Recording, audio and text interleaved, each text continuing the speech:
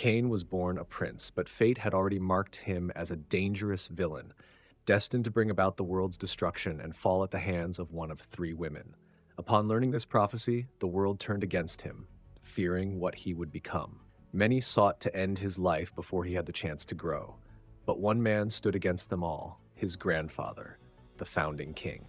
Refusing to accept the cruel fate laid out for his grandson, the king embarked on a desperate journey. Using forbidden magic, he confronted the future Cain across countless timelines and dimensions, sacrificing 9 lives in the process. Each time, the result was the same. On the same day, at the same hour, and in the same place, the world was reduced to ruin by Cain's hand. In the end, the king realized that escaping destiny was impossible, but rewriting it wasn't. Rather than fighting fate, he chose to reshape Cain himself. He vowed to raise the boy so powerful, so unshakably strong in will and spirit, that no prophecy could ever bind him. The protagonist reflects on his deep respect for his grandfather and teacher, recalling their first fateful meeting. Sitting on a grand throne, the old man, who is none other than the founding king of the first continent and a ruler of a powerful nation, gazes down at the young boy before him, his own grandson. The old man's name is Reinhard von Euclid. With an imposing presence, the king declares that the boy will one day become an unprecedented villain. His words carry weight, foretelling a dark destiny that extends beyond just the first continent. He reveals that not only this land, but the second, third, and even fourth continents will all face ruin at the hands of the child standing before him. Burdened with this grim foresight, the old king confesses that he has attempted to end the boy's life countless times in an effort to change fate. However, no matter how many times he tried, altering a predetermined destiny proved to be an impossible task. Reinhard von Euclid had endured countless failures, witnessing the world's destruction unfold before his very eyes. Each time, despair consumed him, pushing him to become even more ruthless in his pursuit of strength. On the day his grandson, Cain von Euclid, was born, something changed within him. He clung to hope. Rising from his throne, Reinhardt approached the young boy, declaring that from this moment onward, Cain would follow him. If fate was inescapable, then he would ensure Cain became so powerful that no destiny could ever dictate his path. 10 years had passed since the protagonist's long journey alongside his grandfather, yet he vividly remembered every intense step along the way. In the present, a dangerous confrontation unfolded. The feared black wolf ogre warrior, Makoro, had taken a woman hostage, holding a blade to her throat. His demand was simple. If the 3 people standing before him wished to keep her alive, they had to hand over their goods. The woman, terrified and desperate, pleaded for her life, revealing that a baby was waiting for her at home. The 3 people hesitated, torn between compliance and escape. Weighing their options, one of them finally stepped forward, anger flashing across his face. He called out Makoro's shame, questioning how a so-called supreme warrior could stoop so low as to take a defenseless woman hostage. But Makoro was unfazed. He sneered at their words, tightening his grip. Whether the woman lived or died was entirely up to them. Out of nowhere, Cain suddenly appeared, his gaze fixed on Makoro. After confirming that it was truly him, Cain declared that Makoro had been completely consumed by evil, leaving him with no choice but to eliminate him. Without hesitation, Cain delivered a swift slash, severing Makoro's head from his body in an instant. However, in doing so, he also struck down the woman Makoro had been holding hostage. The 3 onlookers were stunned by what they had just witnessed. Outraged by Cain's actions, they launched an attack, condemning him for killing an innocent hostage. In response, Cain swiftly cut down one of them without hesitation. But when the remaining 2 attacked, he merely deflected their strikes rather than killing them. Confused, they demanded an explanation. Cain calmly revealed that the so-called hostage and the person he had slain were actually accomplices. Skeptical at first, the 2 survivors hesitated, but Cain urged them to search the bodies for proof. He explained that members of the Black Wolf group always carried identification. Following his advice, they examined the bodies and, to their shock, discovered that Cain had been telling the truth all along. Now convinced, they were left with a single question. How had Cain known? To this, he simply responded with an unwavering expression, "I just cut down evil." The scene shifts to a crowded bar, where Reinhard is seen praising Cain for defeating evil and saving the innocent. Still, one question lingers in his mind. How did Cain know that the woman and the warrior he cut down were accomplices? He immediately wonders what would have happened if the hostage had actually been a good person. Cain then pulls out a pendant given to him by his grandfather 4 years ago. It revealed the truth. Those people were villains. This pendant was the Ring of Holiness, a divine artifact from the third continent. It's revealed that although Reinhardt once urged Cain never to commit any wrongs, he had actually stolen the ring. But it couldn't be helped. There was no way to alter Cain's fate. That also meant stealing the treasure of the second continent, the celestial peach from the immortal realm, and the sacred artifact of the deep sea had been equally unavoidable. The Ring of Holiness does indeed distinguish good from evil for Cain, and by following its guidance, he had cut down the three figures cloaked in black. The ring had acknowledged him. Reinhardt said that Cain's heavenly killing star had broken free from the chains of predetermined fate. He added that it was a dreadful destiny to go to such lengths just to stand on neutral ground. Cain stared at him, dumbfounded. Even after 13 years together, he still couldn't fully grasp his grandfather's theories on fate. Interrupting his thoughts, Reinhardt warned him not to delve too deeply, or he'd find himself suffering for a lifetime. He also remarked that despite being his grandson, Cain had developed a body akin to a beast. Cain was left wondering whether that was a compliment or not, but Reinhardt simply laughed, telling him it was up to him how he took it. Later that night, Cain heard someone calling his name, Cain von Euclid. Turning toward his grandfather, he replied, "Yes?" Reinhardt told him to live freely, that nothing was binding him anymore. Cain answered that he would live freely while still following his grandfather's teachings, to reward good with good and return evil with endless evil. Hearing that, Reinhardt felt truly at ease, a sense of relief settling over him. The next morning, Cain found a letter from his grandfather. It read, "Suddenly, though, our journey ends today. Walk your own path, unshackled by fate. And lastly, there's one thing I must tell you. Cain, no matter what anyone says, you are not a villain." The scene shifts, showing Cain effortlessly cutting down evildoers. But then his sword breaks, just as two men, left wounded but alive, try to take advantage of his disarmed state.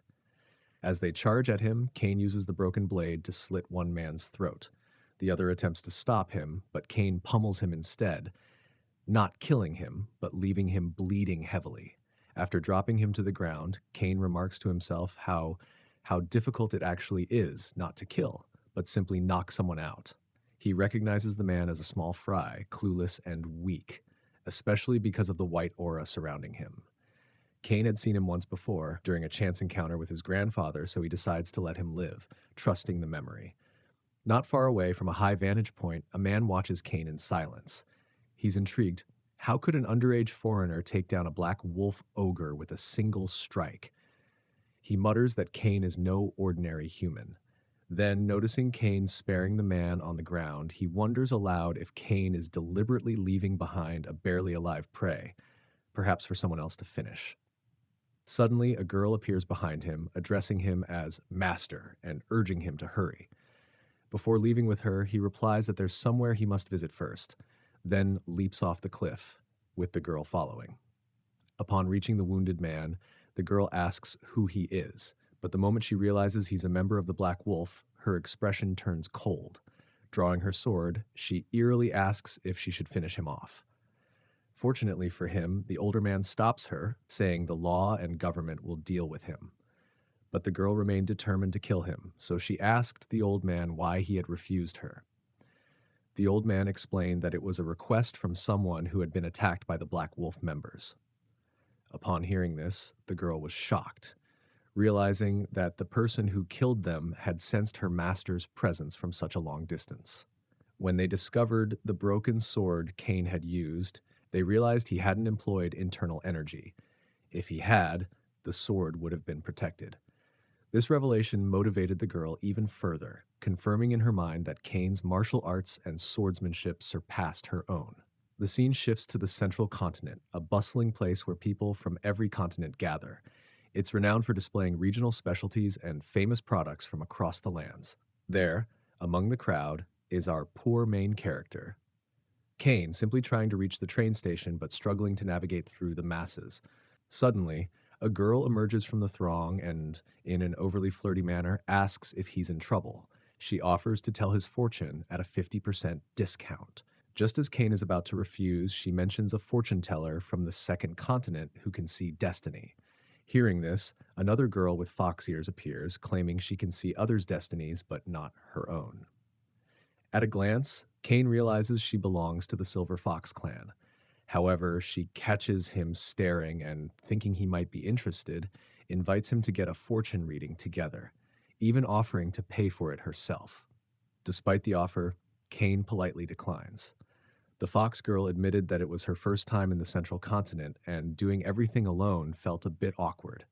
Ultimately, she decided to skip the fortune reading too, leaving the poor fortune teller without a customer. Frustrated, the fortune teller grumbled about her bad luck, while another girl urged the fox girl to address the issue. The fox girl, however, told her to drop it, as she herself had been a little rude. Still, the girl insisted. Those villains were using the name of the famed fortune teller who could see destiny just to make money. But the fox girl didn't seem bothered. If she reacted to every little thing, she'd never get any peace. What concerned her more was the man they'd just met. Nariel, the other girl, misunderstood and assumed the fox girl had fallen for him. Clearing things up, the fox girl explained that it wasn't love. What caught her attention was the fact that she couldn't see his fate. His destiny was completely blank, perfectly colorless and odorless. That had never happened before, so she couldn't help but approach him. Though she couldn't see his future, she had seen a train ticket in his possession, meaning they shared the same destination. And strangely, seeing him reminded her of someone from 10 years ago, a mysterious man with the same invisible fate. That man had stolen the first Beast King's treasure, and she still remembered his words, though she had no idea where he might be now. Pulled back to the present, she smiled, feeling like she might meet that man again. Meanwhile, our hero thought about the fox girl, who seemed to be his age. He wondered if she was the woman his grandfather once spoke of, one of the 3 stars destined to influence his constellation. She was the fortune teller of the Silver Fox clan, fated to pierce his heart with a spear. Kane smiled, but something felt off. The fortune teller was supposed to be his enemy. She should have been able to see his fate, but she couldn't. That troubled him. He wondered if his destiny had shifted toward neutrality. And if that were true, had other destinies changed as well? According to his grandfather, over 20 people were born with a fate to kill him. And that was just counting the major destinies. If he included the smaller ones, the total number exceeded 100. Twisting each of those fates and escaping death, that was both his starting point and his ultimate goal. After some time, Kane finally arrived at Ironheart, a massive store in Barakar, the capital of the Central Continent. He was here to meet someone, Kale DePel, a renowned blacksmith. At the front desk, a girl named Amy assumed he was just another bothersome customer randomly requesting a custom weapon. She informed him that meeting Kale required a prior appointment. However, Kane had come prepared. He handed her a sealed box, a gift from his grandfather. Kane didn't even know what was inside, as his grandfather had strictly told him not to open it. He asked Amy to deliver it to Kale, and told her that if Kale wasn't interested in meeting him after seeing it, he would leave without complaint. Amy, a bit curious herself, took the box and hurried off to find Kale. As Kane waited outside, another man approached and went off, calling him a nuisance and a troublesome customer. The man's words didn't faze Kane much, but what caught his attention was the holy ring on his finger. It reacted immediately, indicating the man was pure evil.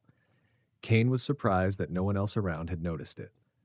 The man scoffed and said that if Kane truly wanted to meet Kale, he should spend some money instead of trying such a shabby approach. He added that becoming a VIP customer would surely grab the craftsman's attention, but judging by Kane's appearance, he doubted he had that kind of money. Kane simply replied, "Who knows?" with a shrug. Even if he did have money, he wouldn't waste it on a sword from this shop. There was no point in buying a weapon that couldn't withstand his strength.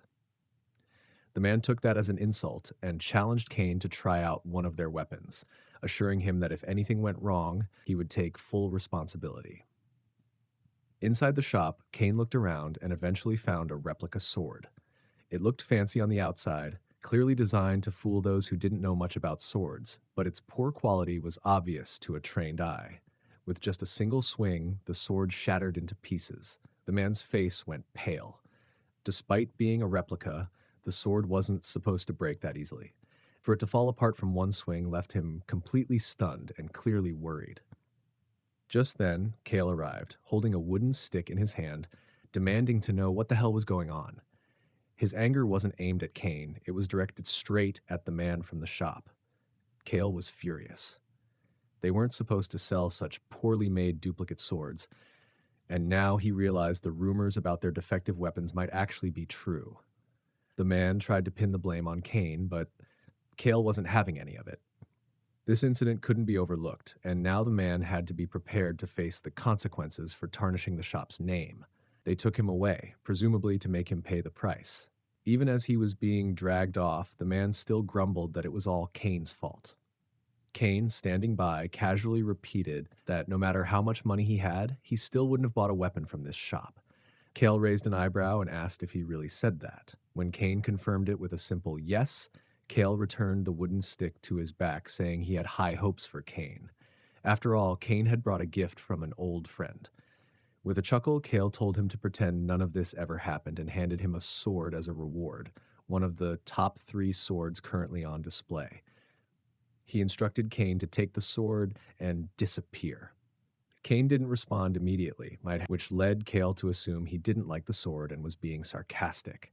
Thinking Kane found it unworthy, Kale seemed a bit annoyed.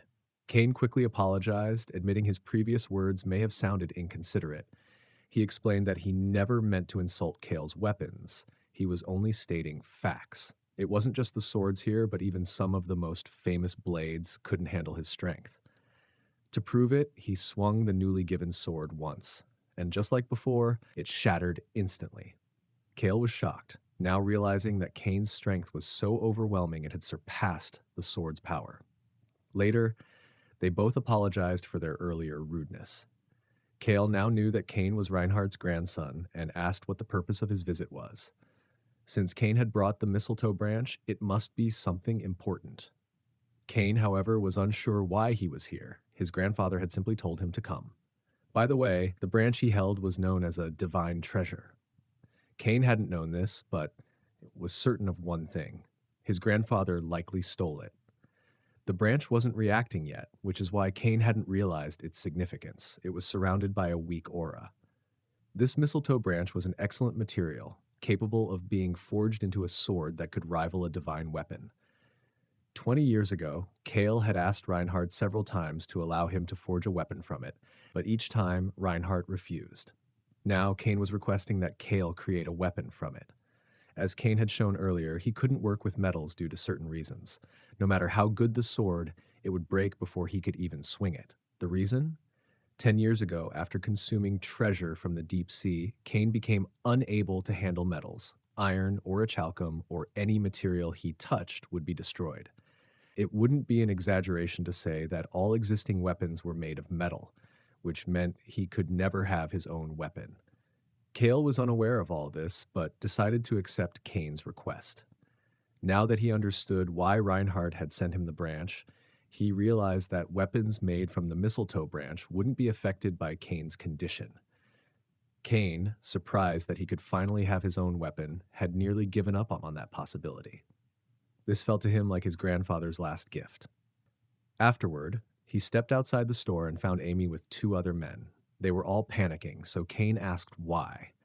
Before they could answer, he guessed, "Is it possible that Manager Ding has disappeared?" The man from earlier was Manager Ding.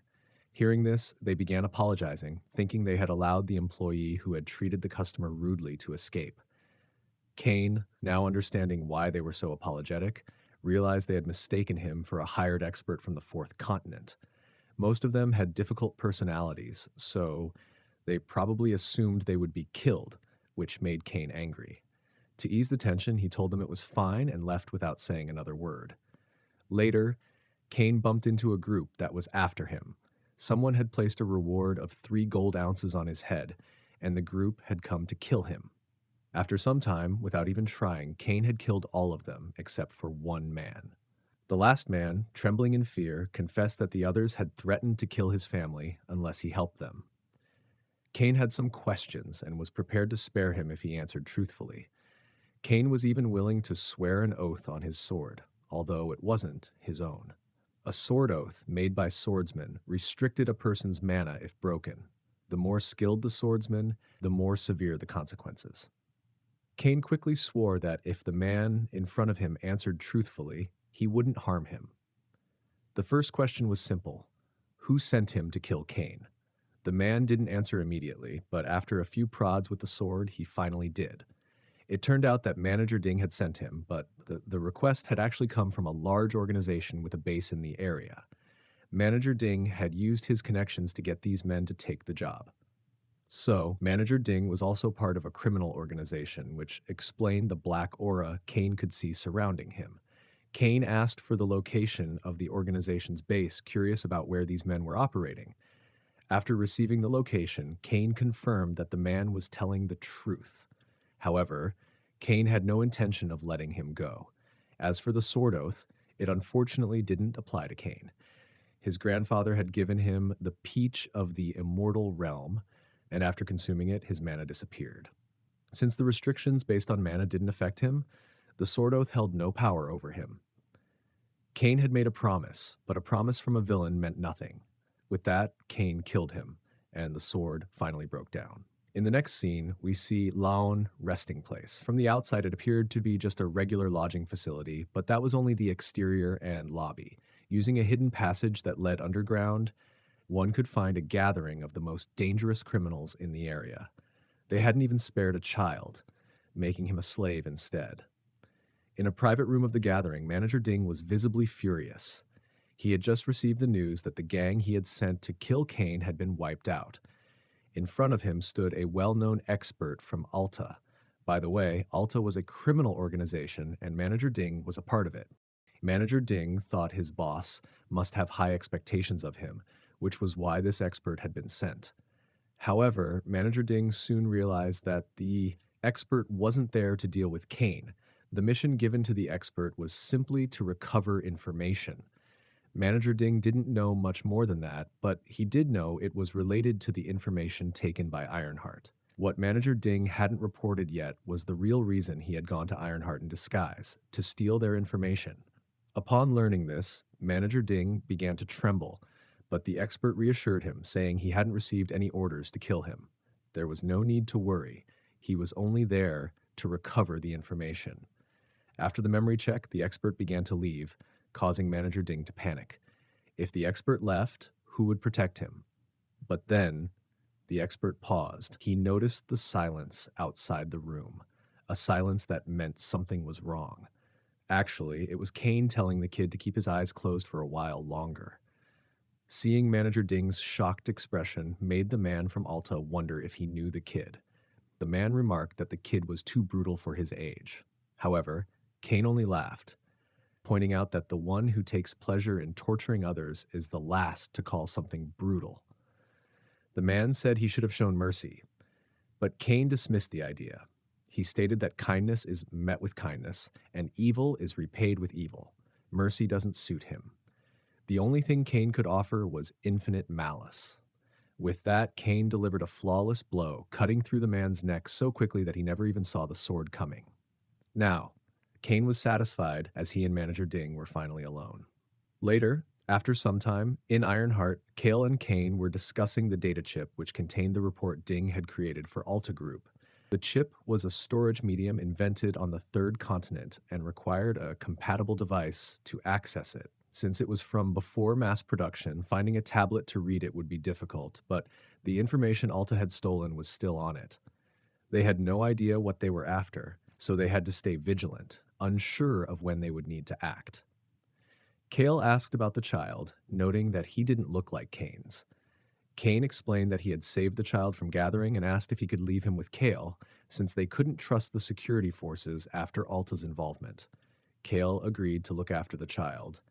Just as Cain was about to leave, Kale showed him a scroll.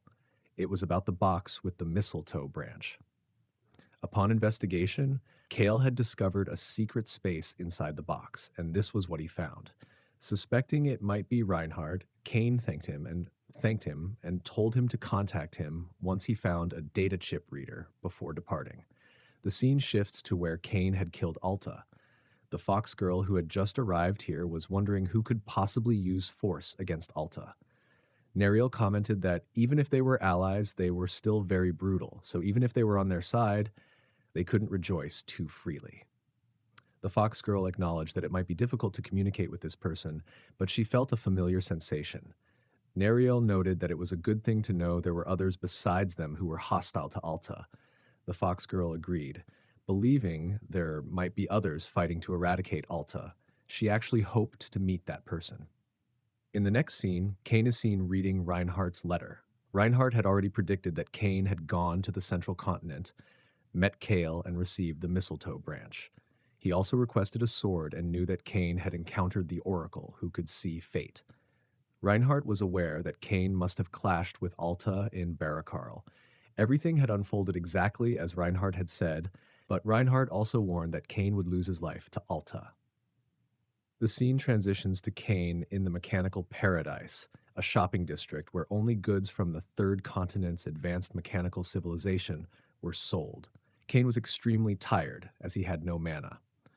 Those who used mana didn't need long sleep, as mana activated the body and brain, helping with fatigue recovery. Kane entered a shop and asked for a TK series item.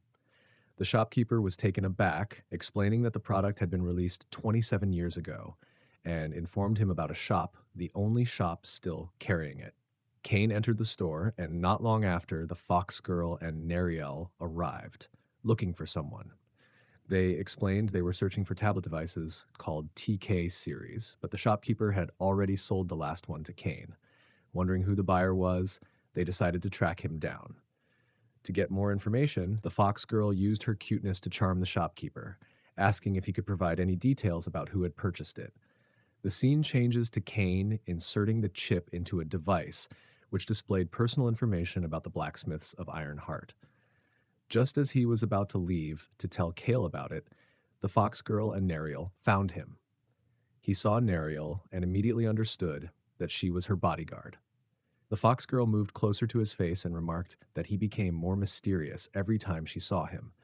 Neriel reminded her to focus on the urgent matters at hand, and the fox girl directly asked Kane if he was a member of Alta. Kane confirmed he was not. He was, in fact, the opposite. Suddenly, a group of people arrived, confirming Kane's statement. The fox girl, who was also the princess from the second continent, stepped forward, and Neriel immediately moved to confront them. The newcomers, showing unwelcoming behavior, considered themselves the important guests from the second continent. They said they had brought the tablet, meaning they must be there to investigate them. Kane's TK device began to vibrate immediately, and upon removing the chip, they realized that these people were tracking them using the device and had purposely placed it in that store. One of the group members asked Kane if he was with them or just a random person. Kane replied with the latter, and the person decided to trust him, noting that he wasn't a beast man. They then pulled out a music player and an anti-beast man weapon and started playing music loudly. The fox girl and Neriel fainted, but Kane stood unfazed. Thinking of him as a normal boy, they told him they would take him to their base for investigation, assuring him they wouldn't harm him. Then, one of them pulled out flow iron handcuffs, made from the toughest iron in the world. These handcuffs had the ability to suppress mana and other special powers, and they cost more than a normal mansion. Later, Neriel woke up in a dark room, feeling cold. She immediately started to panic, desperate to know where the princess was.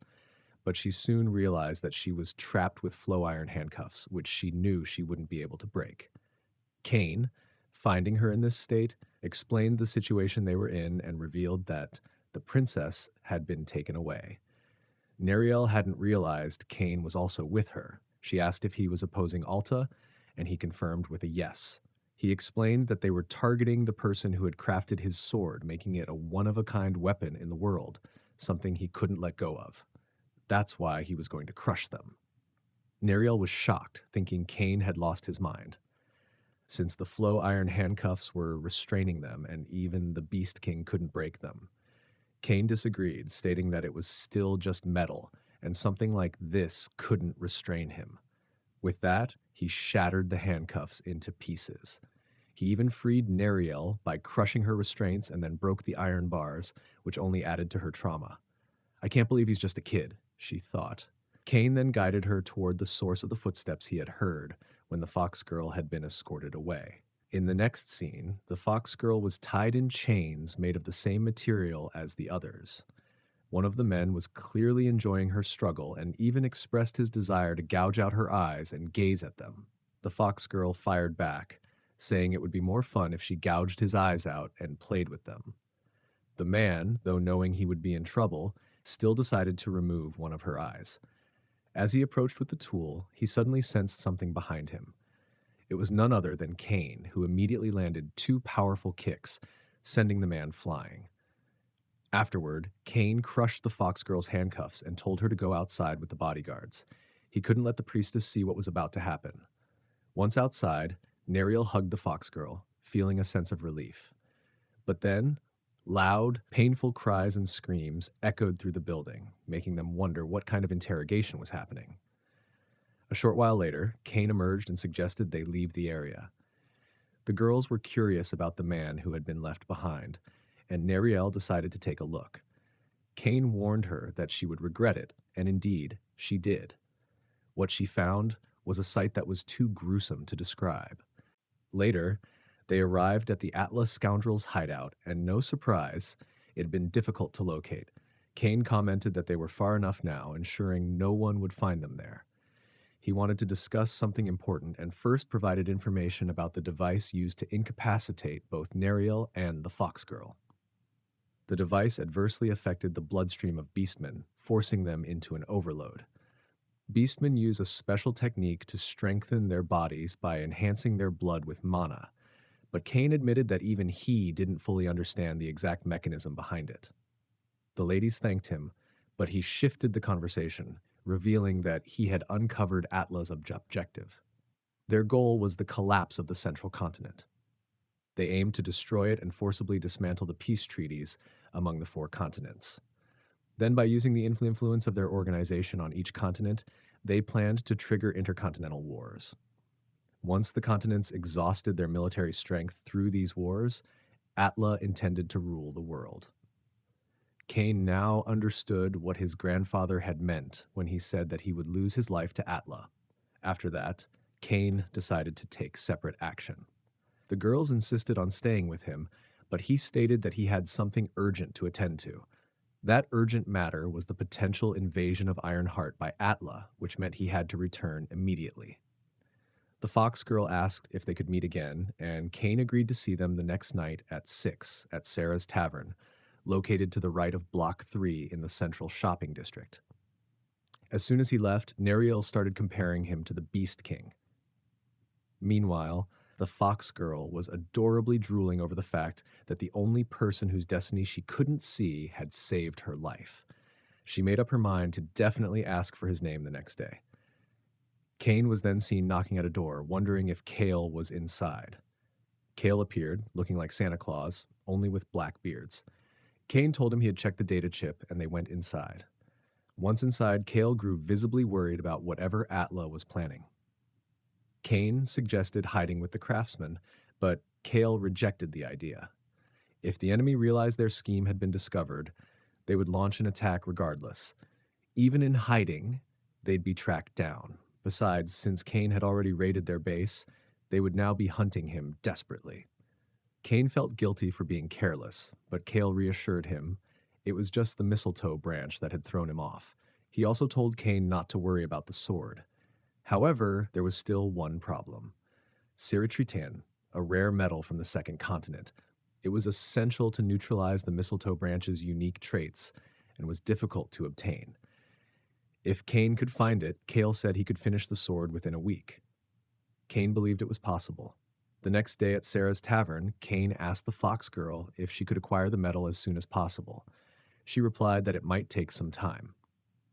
While glancing at Neriel's sword, she asked Kane if it needed to be in an unprocessed state. Kane said he didn't mind the condition of the metal. Suddenly, the fox girl exclaimed that they could get it immediately and cast an eerie look at Neriel. Neriel refused to hand over her sword, saying it was a gift from the Beast King.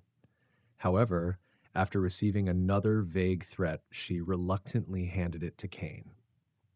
After thanking them, Cain offered to share other information about the enemy base and mentioned he intended to tell them everything he knew. Growing suspicious, the fox girl asked what he wanted in return. Cain simply replied that it was nothing significant. He just wanted to form an alliance.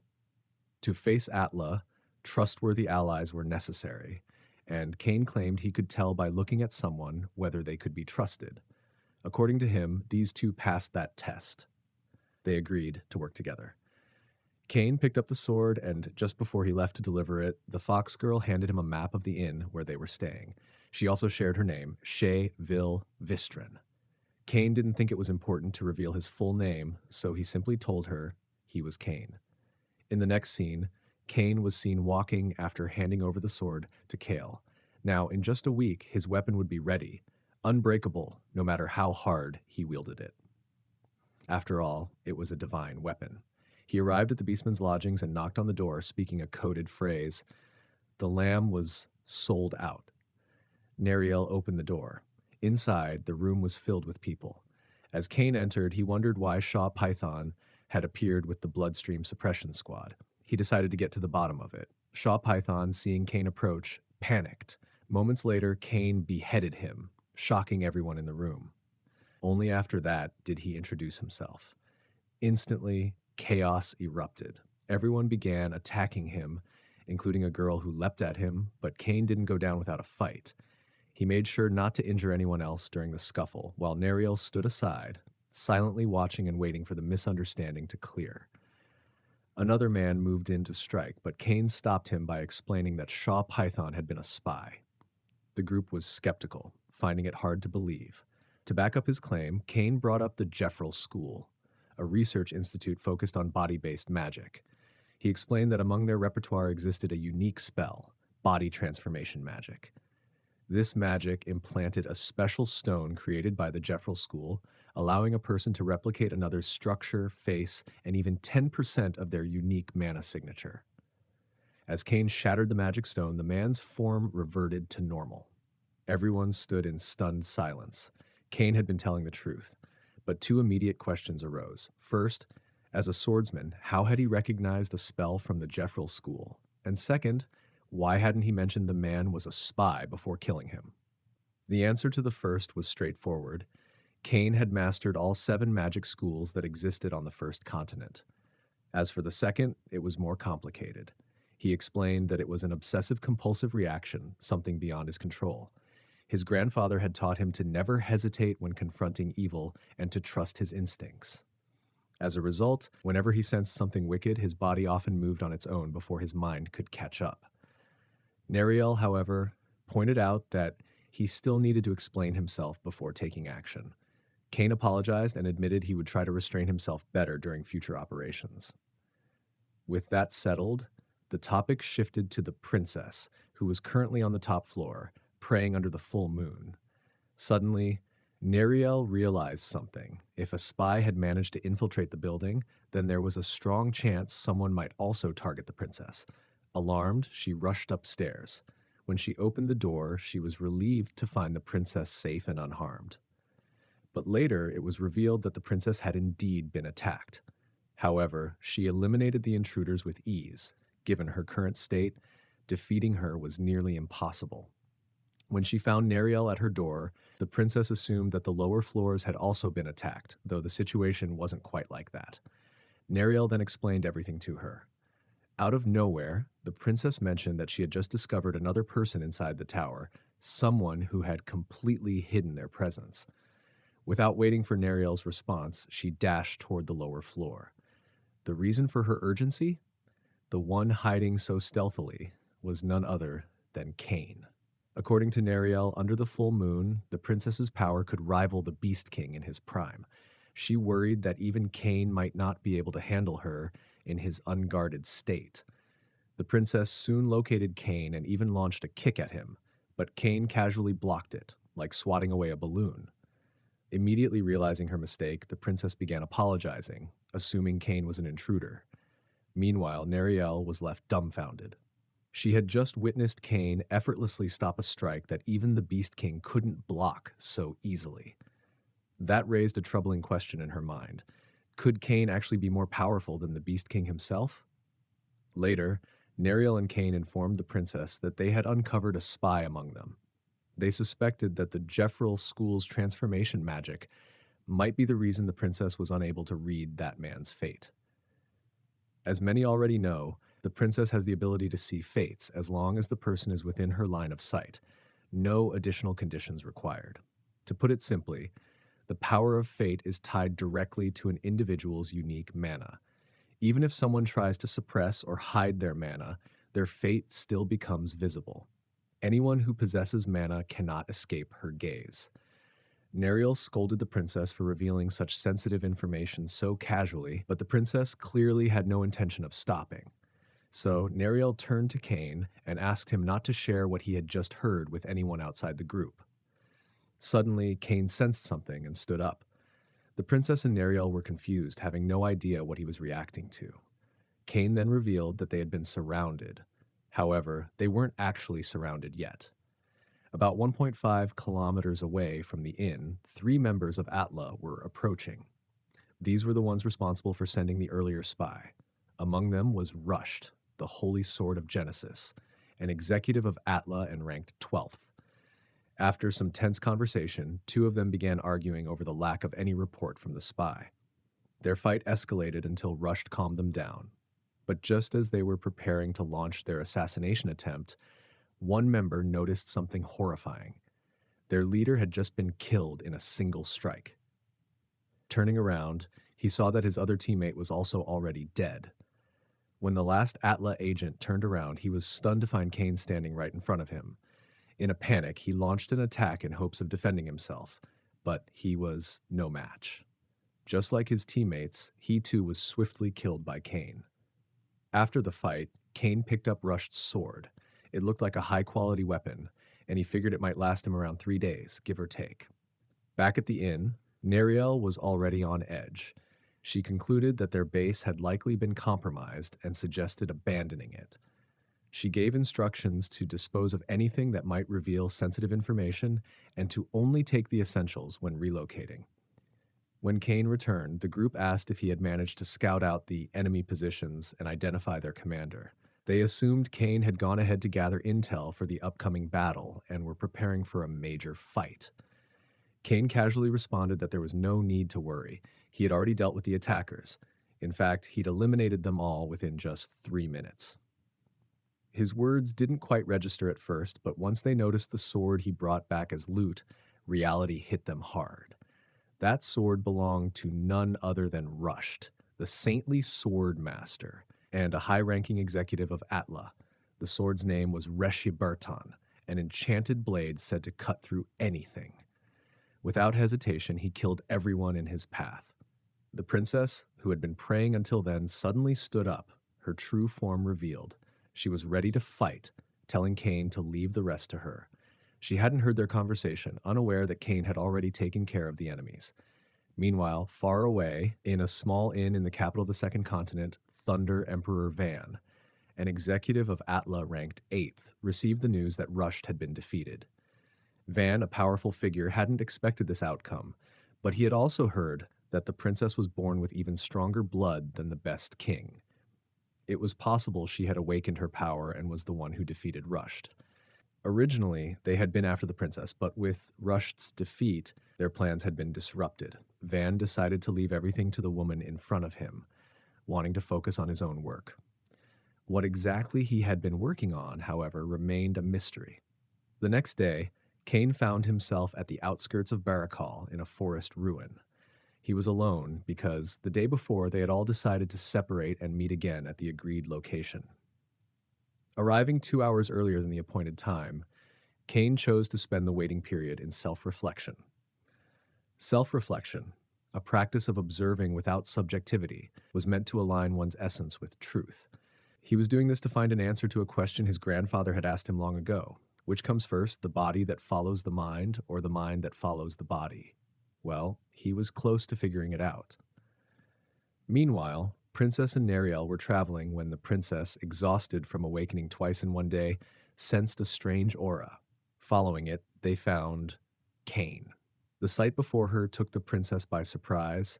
It resembled a painting her older brother had shown her long ago. But what truly shocked her was the dark, evil mana emanating from him. After eating the peach from the immortal realm, Cain lost the ability to use mana. However, whenever he engaged in self-reflection, his mana temporarily returned. He still didn't understand if this return was a result of his self-reflection or if it was simply a temporary recovery. As he noticed the two of them observing him, he realized they had been watching for about 5 minutes without his noticing. When he approached them, the princess was startled, but quickly reassured him that nothing was wrong.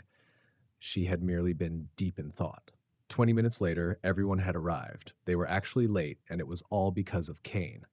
His mana had spread, turning the forest into a maze.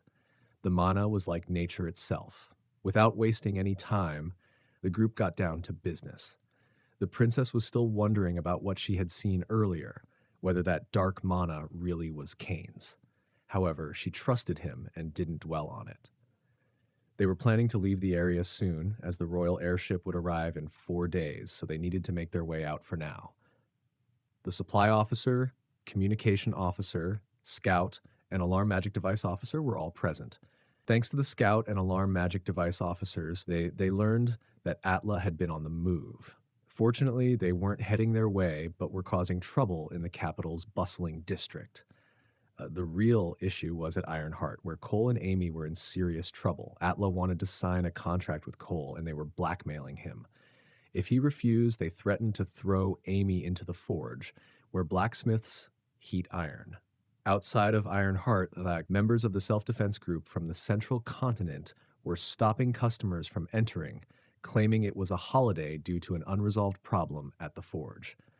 However, unbeknownst to anyone, these self-defense members were actually from Atla, who had built up a false reputation over the years. One of the men warned another not to speak about it, as they would be in serious trouble if anyone overheard. Out of nowhere, Cain appeared, swiftly killing one of the men. He thanked them for the information, revealing that he had been listening the whole time. At first, they attacked him, but when they realized they were no match for him, they began running, calling for help. It was all in vain, as the others outside couldn't see or hear them. This was due to the princess's barrier, which she had later changed to a formal one that completely isolated the interior from the exterior. The barrier would only last for 10 minutes, but that was enough. The group had already decided on the princess's role. She would be the vanguard, using her absolute power to defeat the enemy on the night of the full moon. On other days, she would support the group with her barrier formation. By borrowing the power of the priestess or the princess, Cain's options would expand. Meanwhile, Amy's situation had only worsened. After counting to 5, the men demanded Cole sign the contract with the bond he had agreed to, but they still threw Amy into the fire. However, as they turned around, they discovered that the one screaming and burning in the fire was not Amy. It was an Atla member who had been throwing her in. How was this possible? Because Cain was already there. Cain appeared behind the Atla member, calmly explaining that burning to death was the most excruciating way to die. Every breath the victim took dissolved the lungs as the flames engulfed them, and each nerve cell continuously simulated pain in an attempt to resist the fire. This intense agony was also the reason it was so difficult to lose consciousness. By the way, Cain also threw the other Atla member into the fire. He managed to save everyone just in time, but Amy's face had already been severely damaged. They considered using ice, but Cain intervened, stopping them, explaining that it would only make things worse. With killing intent, he quickly called for the princess. When she arrived, Cain requested that she heal Amy. In a matter of seconds, Amy's face returned to its original state. Cole was amazed, having never seen a healer with such power. He remarked that it was no surprise, given she was Cain's ally. With 3 minutes still left on the barrier, they decided to leave Ironheart immediately. Cain told his staff they needed to leave right away, though everyone was concerned about the supplies in the warehouse. Still, the weapons could be replaced. Surviving was their priority. Kane raised his hand, asking them to wait for a moment. He then turned to the princess and requested that she extend the formation's duration. She managed to extend it by 5 minutes, which was more than enough. The real problem, however, was how to carry all the weapons, over 1,000 of them. Kane reached into his pocket and pulled out a small box. The princess, curious, leaned in to inspect it. Just before she touched it, Kane warned her not to, but it was too late. The box suddenly transformed into a large chest with an open mouth, seemingly ready to devour the princess. However, Kane quickly stopped it. "This is a labyrinthine mystery, born from the seed of greed," Kane explained. "It's a living treasure chest. The chest would be used to store all the weapons." After some time, a group of Atla members finally arrived at the warehouse, only to find that all the weapons were gone. There wasn't even a trace left. Frustrated, they decided to capture the families and relatives of the blacksmiths and store clerks. They would do whatever it took to catch them. Meanwhile, Neriel had already evacuated the families and acquaintances of those involved, knowing that Atla would surely target the relatives of the blacksmiths. In 4 days, a royal airship would arrive to take them. They invited Cole and the others to the second continent, and they agreed. Before they left, Cole wanted to ask for a favor. He needed a space to work at, as he wanted to finish crafting Kane's sword made from mistletoe wood. He believed he could complete it within 4 days, and had already named the sword Mistletoe. Later, Neriel and the princess took him to an abandoned factory. This was the only space they could provide for Cole to work. Changing the topic, the princess asked Neriel if she had been able to establish contact with their country. Neriel replied that she hadn't been successful yet. It had been difficult to avoid the other communication terminals while trying to establish a stable connection with the princess's brother directly. However, once they were allowed to let their signal be detected by other terminals, they would be able to make contact immediately. The problem was that they couldn't risk doing so just yet, because they had no way of knowing which of the 13 terminals might be under the control of an Atlas spy. Yes, there could be a spy among the 13 terminals. These terminals were manned by 13 people, all prominent figures within the country. In addition to the first terminal, there were 7 Guardian Knights, 2 of the strongest warriors, and 3 high-ranking officials. All of them had served the royal family for over 20 years. The only person who knew the princess's unique mana was the key to her strength was the princess's brother, the first prince. No matter how long it took, they would only contact someone confirmed not to be a spy. The one person everyone could trust, the highly respected first prince. Later, they changed the subject, and the princess wondered aloud where Kane was. They were truly surprised. Not only did he possess some mimic and X-grade artifacts, but he was also incredibly powerful. They weren't sure about his background, but they were certain he wasn't aligned with the enemy. The princess found it hard to believe that he could be a villain, yet she couldn't ignore the dark mana she had sensed within him during that moment. 4 days later, Kane and Neriel were talking. Kane was praising her for her hard work over the past few days. Now, it was time to get moving. Everyone was ready. The princess mentioned that it would have been better if Kane had come with them, but she reassured him that she would return as soon as possible. Neriel said that they had to come back quickly because if they were late, Kane would have to handle everything on his own. However, to Kane, it would be too troublesome to do everything alone, so he decided to wait for their return. As for the sword, it was finished, but Kale asked Kane not to touch it for a while. Kane understood and thanked Kale, acknowledging that it was only because of him that his dream had come true. After some time, the royal airship from the second continent finally arrived. However, along with the airship, there were also people from Atla. It seemed their information had been leaked somehow. Atla had initially only been after the princess, but now they had discovered that she was also responsible for evacuating the Ironheart craftsmen. The Atla forces came prepared, pulling out anti-beastmen weapons. These weapons, while appearing to be simple speakers, actually functioned as blood circulation suppressant devices. However, this time they had learned how to deal with it. All they needed to do was stop using the blood circulation technique.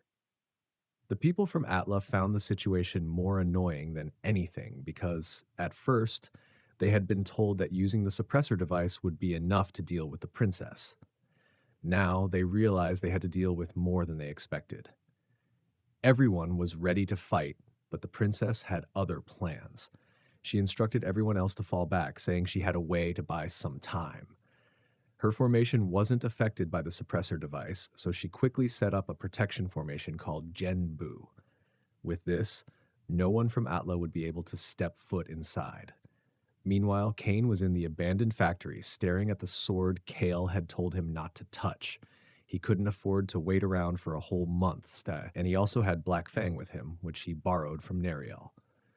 He knew he couldn't leave it with her for too long. If he didn't act now, who knew if he would make it in time? But he also couldn't leave his sword alone. Back at the scene, there was no way for the people from Atla to break the formation and get inside, so they were left waiting outside, unsure whether to give up or push forward. The others had climbed up quickly, except for the princess and Nariel. Nariel called out to the princess, asking her to come with them. However, the princess replied that there was no way she could maintain the formation from a distance. If she moved from the spot, the formation would break. Nariel offered to buy enough time so that the princess and the airship could escape. But the princess, using the order of authority she had sworn never to use, commanded Nariel to leave and escape, regardless of the method. The order of authority was a compulsory command that could not be refused. When Nariel had become the royal guard of the beast, she had sworn with blood to obey one such order in her lifetime. With that, she obeyed and escaped with the airship, leaving the princess behind. The princess had already reached her limit and soon lost consciousness. Before Alta could do anything further, Kane appeared just in time, swiftly killing their captain and then eliminating the rest of the group, believing they had no right to live. He decided to take the princess to a safe place so she could rest and receive the necessary treatments.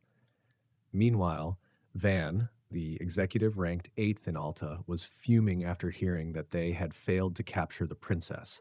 He gave the girl in front of him a chance to explain what had happened. She desperately recounted that a powerful warrior had appeared out of nowhere and saved the princess. To confirm the details, the girl's team had been holding onto a mana recorder, but strangely, it had failed to record any trace of mana from this warrior, despite being a high-grade recorder. Van was well aware of only 3 individuals whose mana couldn't be recorded by such a device. The first was the Sword Saint from the 4th continent. The second was Reinhardt, the Origin King from the 1st continent. The last was the mysterious boss of the Alta organization itself. Van quickly came to a conclusion. There was a chance that Reinhardt himself had gone undercover and appeared at the scene. If this were true, it would spell disaster for them. When the princess came to her senses, she found herself in an unfamiliar place, realizing she was confined by those people. A deep sadness overwhelmed her as she thought about Nariel, wondering what would happen to her once the order was rescinded and she returned to their homeland. She found herself in an incredibly difficult situation, and the tears began to flow as the weight of everything sank in. It was during her distress that she heard Kane's voice. At first, she thought it was just a hallucination, but as his presence became clearer and he gently touched her forehead to check if she was all right, she realized it wasn't. She started crying again, feeling a mix of relief and sorrow. Kane, misunderstanding her tears, assumed she was physically hurt and quickly offered her an elixir. This particular elixir was extremely rare, said to possess the power to even bring the dead back to life. As soon as the princess was exposed to its radiant energy, her pain began to fade away. Kane had been told by his grandfather that a trial would soon come for the priestess, one who could see the threads of fate, and he was advised to ensure she drank this elixir when the time came. Despite the soothing effects of the elixir, the princess refused to accept it, unable to bring herself to drink it. Kane, sensing her reluctance, didn't press her further. As for Kane's sword, the one Kale had told him not to touch, Kane had brought it with him, though he remained uncertain about its state. He wondered whether the sword was maturing inside Mimic. On the other side, aboard the royal airship, Kale blamed himself for everything that had gone wrong. In his mind, if the sword hadn't needed to mature, Kane wouldn't have had to stay in the factory and could have saved the princess. Little did they know, she had already been saved. Let me explain what sword maturation means. During this process, a sword absorbs mana, and the more mana it takes in, the stronger it becomes. If there were a place where mana was 5 times more concentrated, Cain's sword would have become a true divine weapon. Unfortunately, he had thrown the sword into the mimic, which had mana concentrations 10 times higher than normal.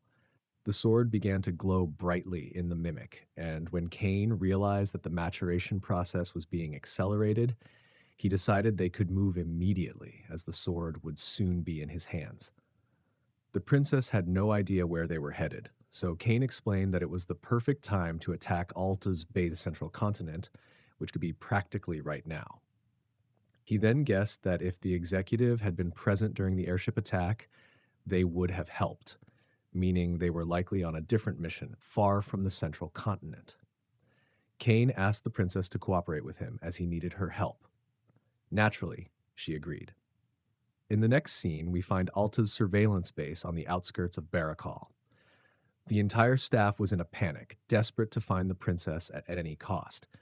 If they didn't locate her within 3 days, they would all be killed. Meanwhile, Cain and the princess had already infiltrated the base, using awareness-impeding techniques to block the cameras. It was incredibly convenient, as Cain didn't have to fight anyone along the way. Unfortunately, their stealth didn't last long, and they were eventually caught. But it wasn't a big issue for Cain. He dealt with them instantly. Their captain arrived shortly after hearing the commotion outside. Just as Cain was about to kill him with a punch, the princess stopped him. They could use this man, as they still needed a password to access their system. The princess quickly cast her magic on him. Though the specifics of the magic were unclear, it worked. He began answering whatever they asked. With access to the system, they began reviewing reports on the invasion of various continents.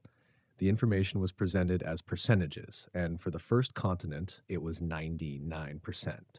Cain was from the first continent, and who would have thought that the unified kingdom established by his grandfather would fall in just 14 years? What his father might be up to now was anyone's guess. Cain was furious and emotional, but he later apologized to the princess. As for the other continents, the situation wasn't much better. The third continent was only at 11%, the fourth at 48%, and the second at 38%. Thankfully, the Vistran royal family seemed to be holding up, which suggested that the princess's brother wasn't a traitor. The real issue, though, was the lack of trust. Only 3 people knew about the return operation: the princess, Neriel, and her brother. The princess thought that the misunderstanding had been cleared up, but it hadn't.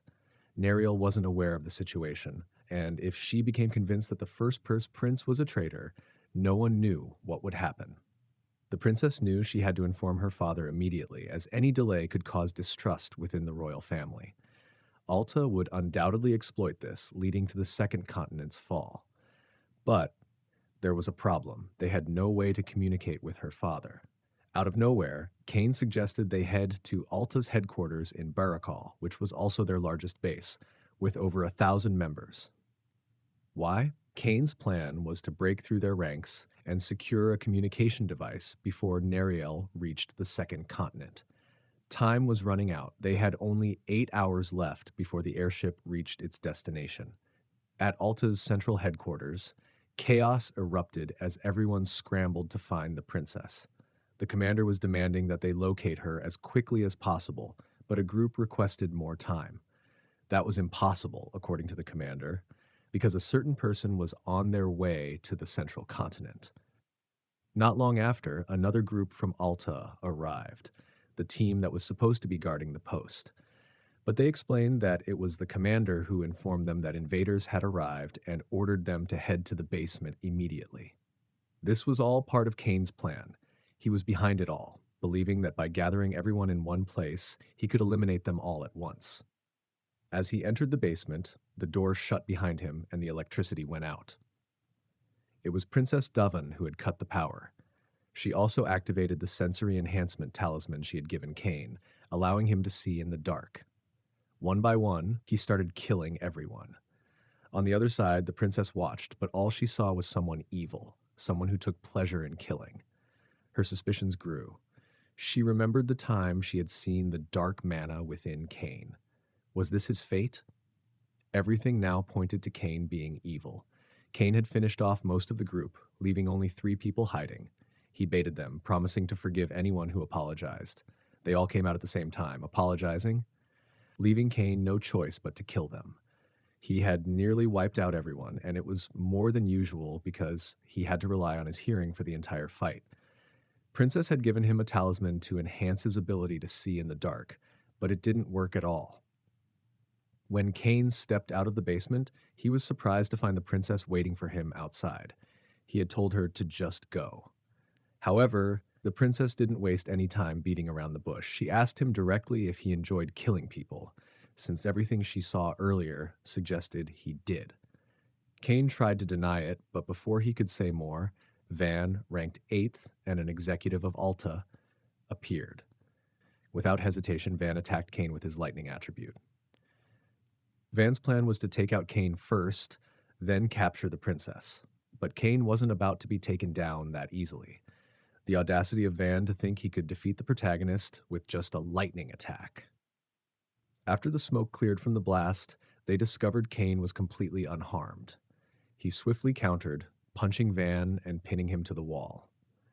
This gave Cain some time to seize the advantage. Taking full advantage of the moment, Cain handed the princess Sol la de Paratine Faux Vistron from the Mimic.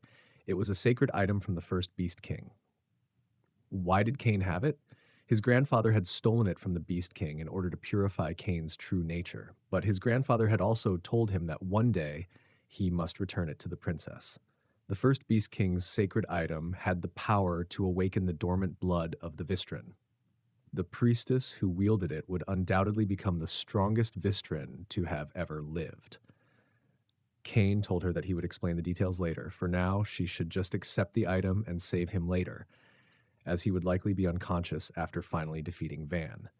He urged her to get away from there, as Van had just gotten back up. Van launched another lightning attack at Cain, but Cain blocked it with a broken sword. He had initially thought being ranked 8th would be a big deal, but right now, Van wasn't looking so impressive. Cain caught Van's lightning punch with his bare hands, shocking Van. With his final punch, Cain easily killed Van. Meanwhile, the princess was already in the control room, still unsure if it was right to use the divine artifact. She didn't have time to hesitate, though, as she heard footsteps approaching. The people from Alta had noticed that the security system was still off, believing there was an intruder in the control room. Without a second thought, the princess decided to use the artifact. Her father had told her that the divine artifact of the first Beast King was both a blessing and a curse. How so? Let me explain. If the Chosen One wielded the artifact, it would grant them a great blessing. But if the person wasn't the Chosen One, it would cost them their life. It was a do-or-die situation. Though hesitant, the princess remembered Cain, and in the end, she gave in. She activated the divine artifact. And, of course, she didn't die. She had worked tirelessly out of devotion, sacrificed her body, and sworn loyalty, so she received the blessing. After using the divine artifact, the princess could see everything clearly. She noticed that, just as Cain had said, he lost consciousness after defeating the Thunder Emperor Van. However, there were still people heading toward the control room, so she had to take care of them first and then move Cain to a safe place. When the people from Alta entered the control room, they found it empty. While hiding her presence and remaining invisible, the princess took down 2 of them. Only 10 remained. In the next sequence, Cain found himself facing an army on the battlefield, with a wall between him and his opponent, his future self. He was trying to confront the princess, who would become the 37th Beast King. After an intense battle, the princess defeated him and killed him. Cain believed this was his future. Later, the princess managed to save Cain and took him to a safe location. He still hadn't woken up, and they only had 4 hours left before Nariel arrived on the second continent. According to the princess, the communication device she found in the Alta base was also broken, possibly intentionally, to prevent anyone from contacting others. Setting all those thoughts aside, she decided to get some fresh air. The princess felt her awakened power stirring inside her, thinking it was due to the full moon, but she realized it wasn't. It was the divine artifact that had triggered the awakening, allowing her blood to activate even without the full moon. She confirmed this after looking into a pocket mirror. Her happiness didn't last long, though, because someone else arrived, rank 1 executive of Alta, known as Starfish. He was there because he had heard that Thunder Emperor Van had just died. He assumed that Reinhard von Euclid was the one responsible for Van's death.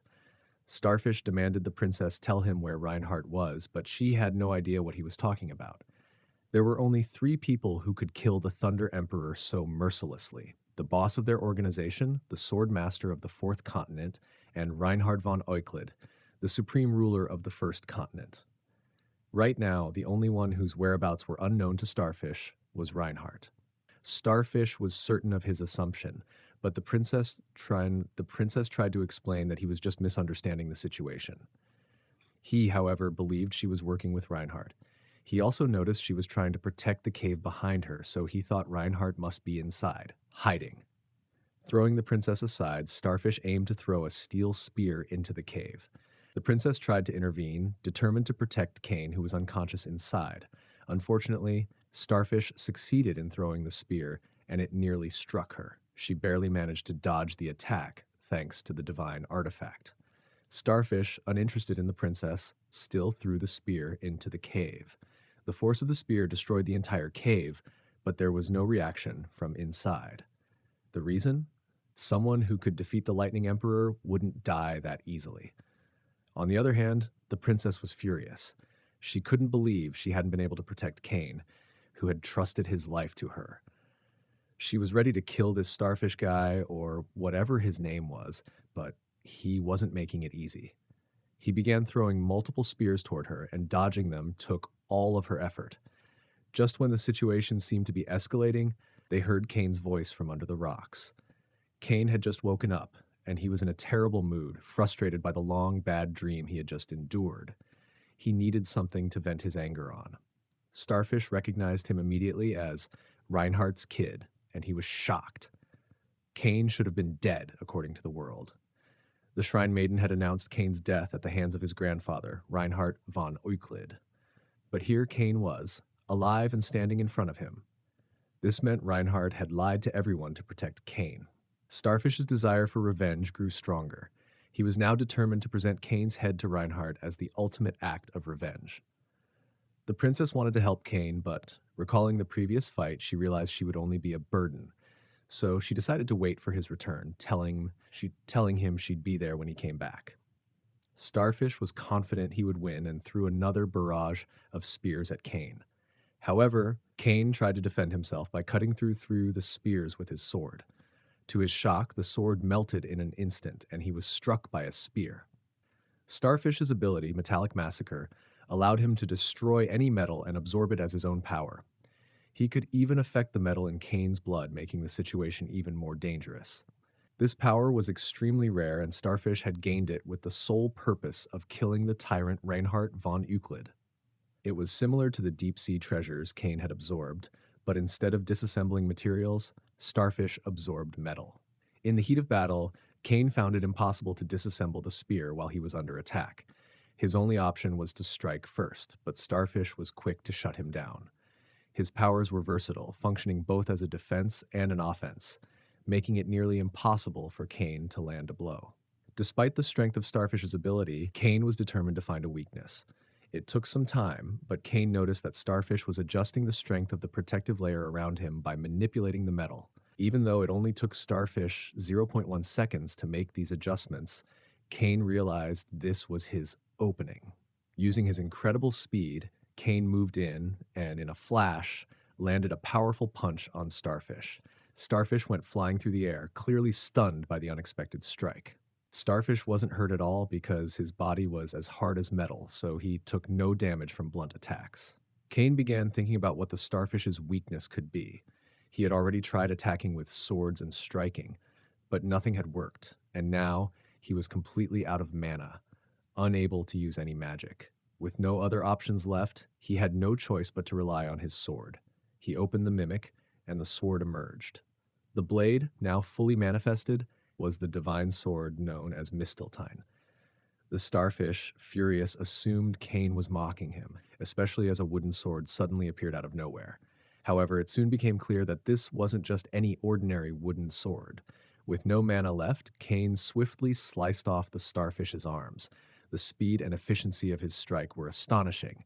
Couldn't help but wonder what kind of price Cain had paid to wield such a powerful weapon. But they were misunderstanding. Cain lunged forward and explained that he had never fought with his full strength before. Not because he couldn't, but because there had never been a weapon strong enough to handle his power. This would be the first time he would unleash his true strength. And he asked the starfish if it could withstand a single swing. As he swung the sword, the starfish simply vanished, erased in an instant. The sword had withstood the force of the blow. The feeling was exhilarating. His grandfather had always told him that fighting with a sword was exhilarating, but Cain had never fully understood what he meant until now. Now, he finally did. Cain checked to see if the starfish had gathered any information on him. After a brief inspection, he found a data check, but before he could process any further, everything started to blur. It might have been the blood loss. The princess arrived shortly after, but before she could speak, Cain fainted. Sometime later, he drifted into another dream, this time where he fought like a true villain. However, this time it wasn't the princess he faced. It was a different girl. Her name was Serena Soret, and she held the title of the Light That Pursues the Truth. After a fierce battle, the outcome was the same as before. Cain was killed, this time by Serena herself. When Cain awoke, he found himself in an inn. The princess was asleep at a nearby table. Upon seeing the divine artifact resting on her head, Cain realized it had fully taken root within her. He couldn't believe he had fainted twice in a row, but what concerned him more was the sense that time had passed in much the same way as before. The more time passed, the more detailed his dreams became. He began to wonder, was this his future? If so, was there any hope for him, or was his only path to destroy this world, no matter what choices he made? If that were the case, he didn't know how he could possibly continue living. Suddenly, the princess woke up, and it became clear she hadn't been trying to sleep at all. She had simply fallen asleep. She had been attempting to contact the second continent using the communication device they had retrieved from the Alta base. Unfortunately, she had been unsuccessful. None of their communication codes worked, and after all their hard work to acquire the device, she was still unable to make contact. Now, she was at a loss for what to do next. Cain, realizing there was no other option, asked her to hand over the communication device. After entering the correct communication code, it finally activated and connected to the second continent. On the other end of the device was the princess's father, the king himself. Cain had used his grandfather's communication code from the first continent, which led the king to believe it was Reinhardt reaching out after such a long silence. He immediately began shouting in anger. The reason for his fury was clear. Reinhardt had stolen their divine artifact, and of course the king was livid. But there was more to it. Reinhardt had left behind an ominous letter explaining that he was borrowing the divine artifact for a while and would return it later. He also requested that they take good care of the communication device, as without it he would be unable to contact them. That was why the king still had the device in his possession. The king continued yelling without pausing for breath, but after a while, he realized the person on the other end wasn't Reinhardt. It was his daughter, and he couldn't understand why. However, this wasn't the main issue. The princess quickly asked if he was alone and, after confirming, explained the situation. Then a question arose in the king's mind.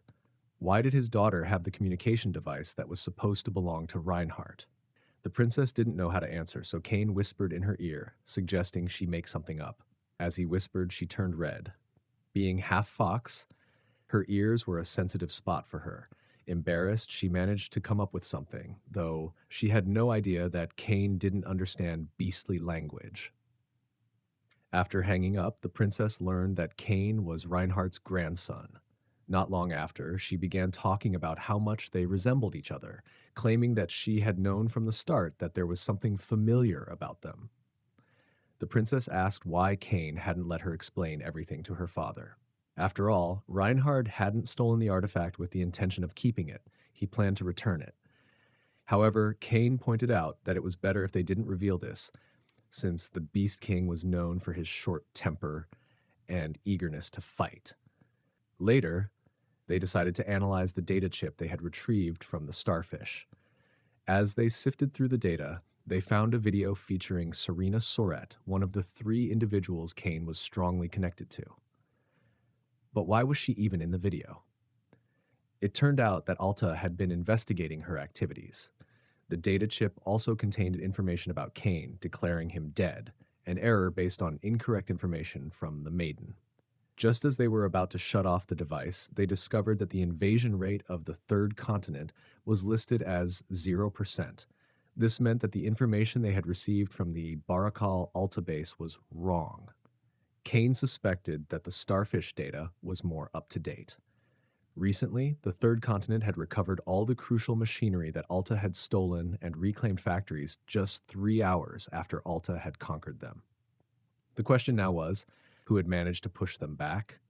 It should have been nearly impossible unless they had foreseen the future and planned accordingly. Kane's next plan was to first eliminate any remaining executives or return to the central continent. After that, they would move to the other continent.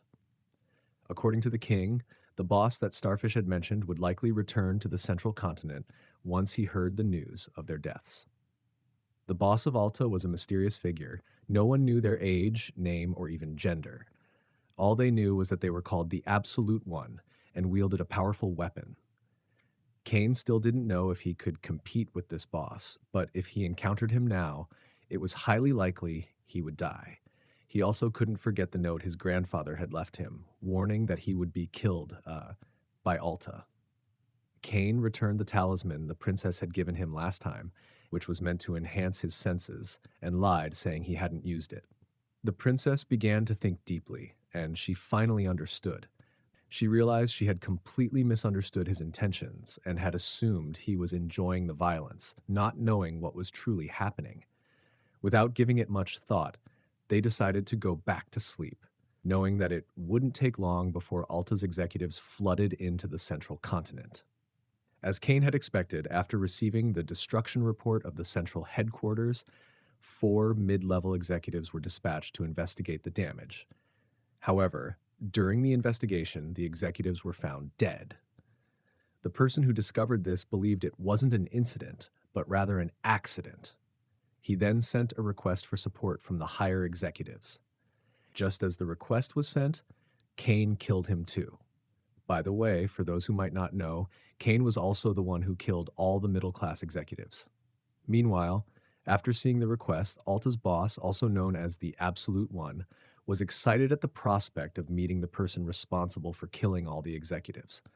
A few days later, at the central port of Shuru, Kane and the princess learned that the remaining executives would be arriving soon, so they decided to stay on standby there. They also planned to survey the area, but the princess believed that if they came in disguise, they wouldn't be able to tell the executives apart. However, Kane could tell them apart, though he couldn't explain how to the princess. Suddenly, Kane felt a familiar aura, like the warmth of the sun. The source of this aura was the sword god and his disciple, Ryu Shorin. However, there was something else with them, an enormous black mist swirling in chaotic patterns like nothing Kane had ever seen before. Before he could react, the sword god sensed a death threat and teleported behind Kane, believing him to be an assassin who had come to greet them in the dead of night. But upon getting closer, he recognized Kane from a month ago. If you don't remember that scene, I won't remind you. Kane also recognized him as the figure who had been observing him. Kane figured that if the sword god had been to the 4th continent, he must have known about him. Right now, Kane had no idea what the sword god was planning. He considered explaining himself, but what if the sword god was somehow involved with Alta, which would explain his earlier observation? Despite the uncertainty, Kane decided to explain. He told the sword god that he hadn't come with bad intentions. He was searching for someone else, and the sword god had simply come into his line of sight.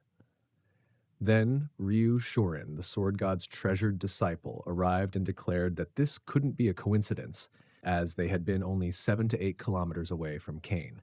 Ryu Shorin's presence reminded Kane of something his grandfather had told him. She was the fated woman he was meant to fall in love with, along with the princess, also known as the Shrine Maiden who watches over fate, and Serena Soret, the one who chases the truth. These were the three women. Ryushorin believed the best course of action was to eliminate Kane right away.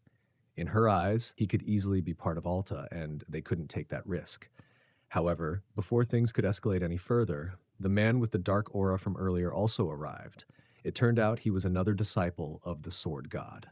Kane couldn't detect any signs of body transformation magic, not even traces of the Jeffrel School's disguise techniques. It was as if the man wasn't disguised at all. This was his real form. But if this truly was his real self, then surely the Sword God would have noticed something. Somehow, the man was hiding that level of evil intent, and Kane had no idea how he was pulling it off. The Dark Aura disciple stopped Ryushorin, saying, "Shouldn't jump to conclusions so quickly." Kane knew he had to clear the misunderstanding before it got worse. So, he revealed his emblem from the first continent, identifying himself as the grandson of Reinhard von Euclid and Prince of the Euclid Kingdom. The group was stunned. Kane didn't stop there. He even displayed the mimic his grandfather had given him as further proof. After all this, the Sword God was finally convinced. He believed there was no way someone like the grandson of Reinhardt could be an assassin. The man with the dark aura apologized for their rudeness and said he would be honored to become Kane's acquaintance. But before he could even finish his sentence, Kane, without the slightest hesitation, beheaded him. Ryushorin, filled with rage after witnessing the beheading, charged at Kane, but she was no match for him. Kane tried to explain that the man he had just killed wasn't her senior. It was actually the boss of Alta, the one known as the Absolute One. Sword God stepped in, stopping Ryu and declaring that if Kane were to be executed, it would be by his hand, not hers. Even so, she wouldn't back down. Once things calmed down a bit, the Sword God demanded proof. He asked Kane to present evidence that his disciple had truly been the boss of Alta, since there were no suspicious traces on Seiyun's corpse. But Kane admitted he had no evidence, nor a way to explain himself clearly. Hearing this, the Sword God's anger flared. In his eyes, Kane had taken a life based on mere suspicion, and it seemed to him that Reinhardt had raised his grandson poorly. Without any further warning, the Sword God launched an attack. Kane knew that if he didn't counter it, he would die on the spot.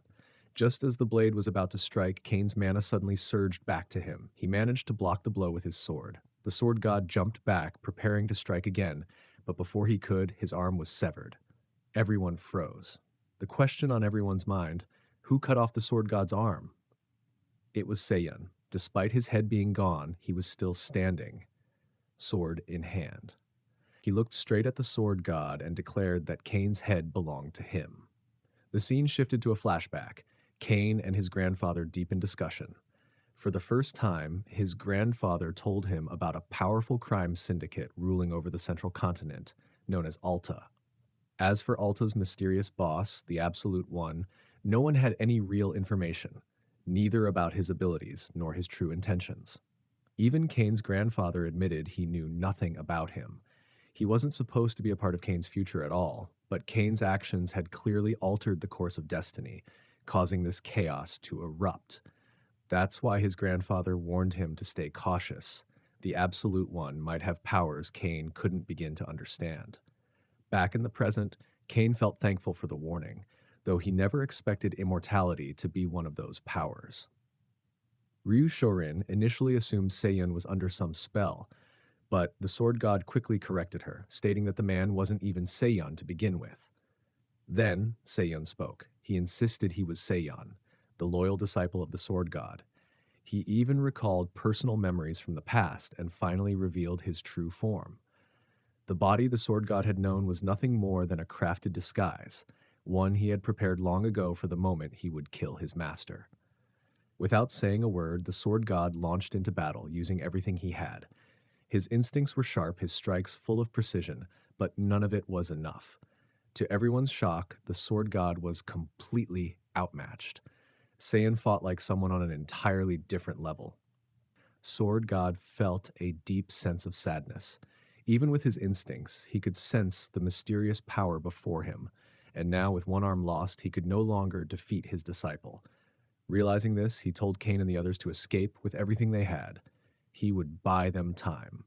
Kane and the others obeyed without hesitation. As they fled, Saiyan got momentarily distracted watching them, and Sword God seized the opportunity. He nearly struck Saiyan, but Saiyan managed to fall back in time. Still, after a brief exchange, Sword God was able to drive his blade through Saiyan's heart. Yet even that wasn't enough to kill him, not even a strike to the heart. He was truly immortal. Saiyan suddenly ascended into the air, declaring that he knew swordsmanship alone couldn't defeat the Sword God. But he had other tricks up his sleeve. While flying, he summoned a power reminiscent of Madara Uchiha's meteor. An enormous rock appeared in the sky and began plummeting toward the earth. Meanwhile, as Kane ran, he caught sight of the meteor. Something about it struck him as familiar. Back at the battlefield, the Sword God began reflecting on his life. 70 years ago, he too had been someone's disciple. Under his master's brutal training, he had nearly died countless times. But he learned one critical lesson: never let your guard down. From that day on, he vowed that if he ever took disciples of his own, he would take full responsibility for them, until the very end. Now he realized that losing his right arm was the cost of that carelessness. Trusting Saiyan had been his failure as a master, and now it was his duty to take responsibility by ending his disciple's life. With that resolve, the Sword God unleashed his ultimate weapon. This would be his final gift to Saiyan. When he swung, his sword cut through everything, the meteor and Saiyan himself. Watching from a distance, Ryu Shorin thought the Sword God had finally won, but Kane told her they were still leaving. That man wasn't dead yet, and the Sword God knew it too. Saiyan's presence suddenly vanished, which meant he might be hiding nearby.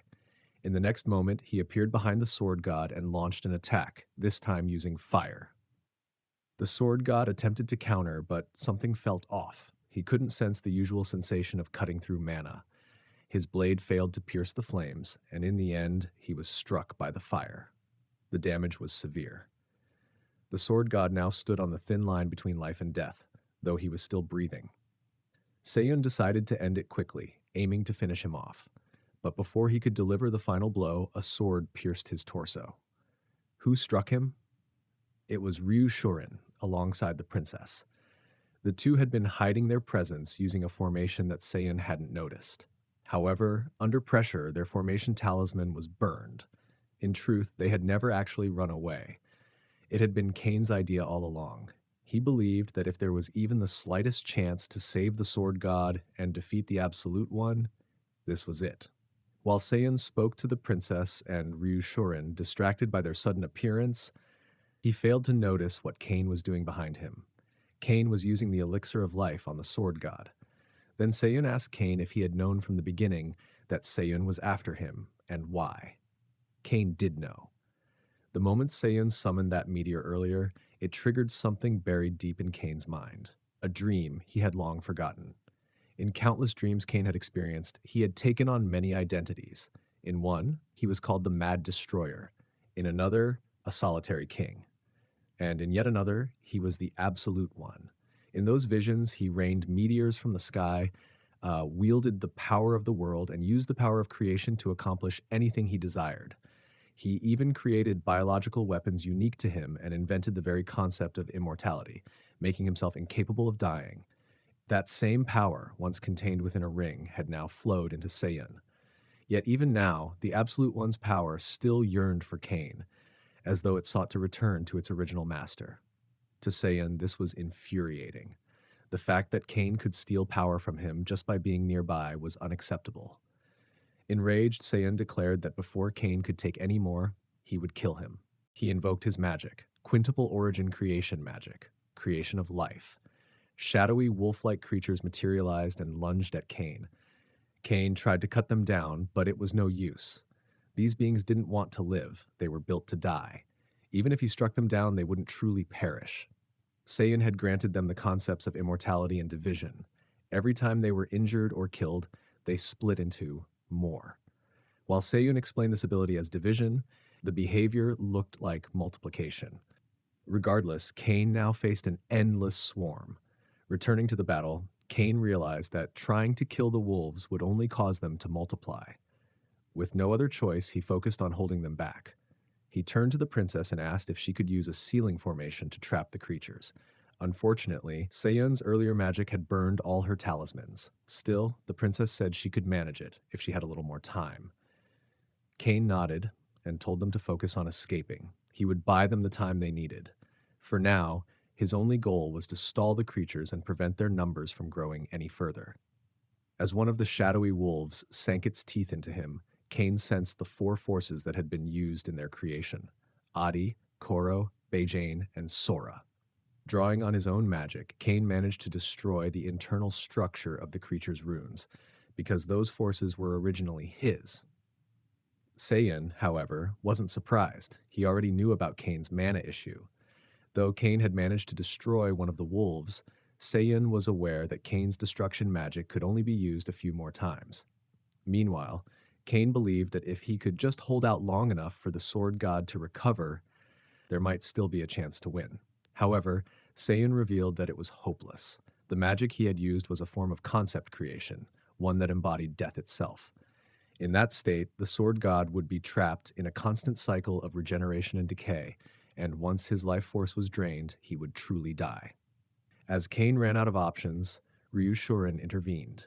The sealing preparations had been completed. After a brief struggle, they finally succeeded in sealing away the creatures. With that threat contained, Kane rushed toward the sword god, aiming to extract the deadly magic that Seiyan had implanted in him. Seiyan, unwilling to allow this, moved to stop him. Ryushurin attempted to hold Seiyan back but was pushed aside. Seiyan then managed to stab Kane with a sword. Instead, he began absorbing Seiyan's power.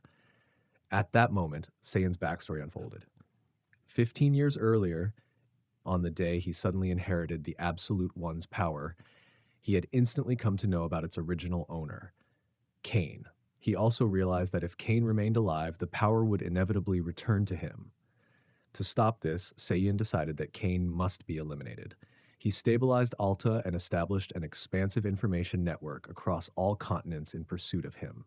He dedicated over a decade to this mission.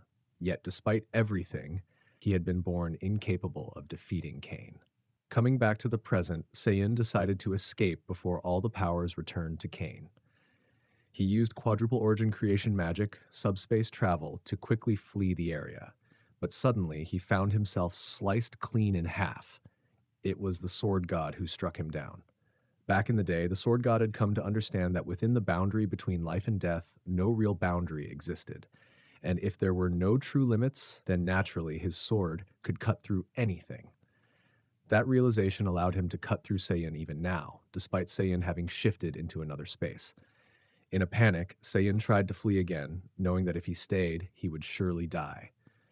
What he failed to realize was that it was already too late. Kane had become the true Absolute One.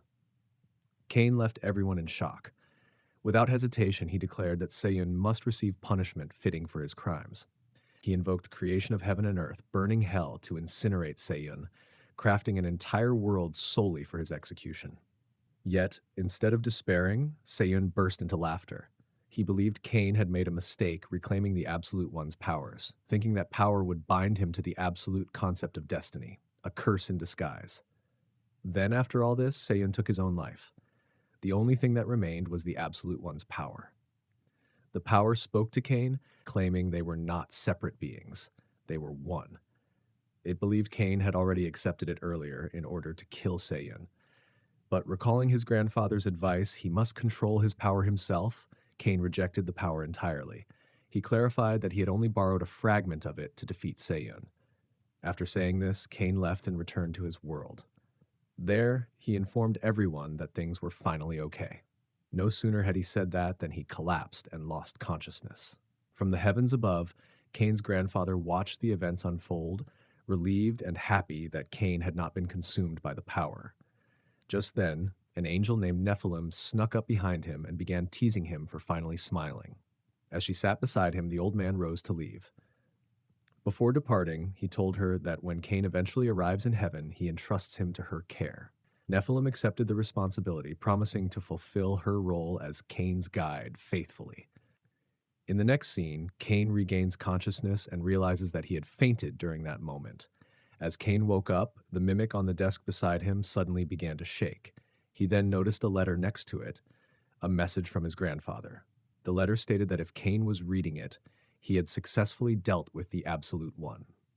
His grandfather mentioned he had something important to share, but instead of writing it directly, he instructed Cain to have the mimic retrieve an item labeled TK331, within which he had left the words he wanted to pass on.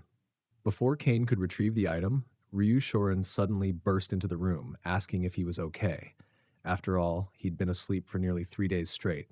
The sword god entered right after, along with the princess.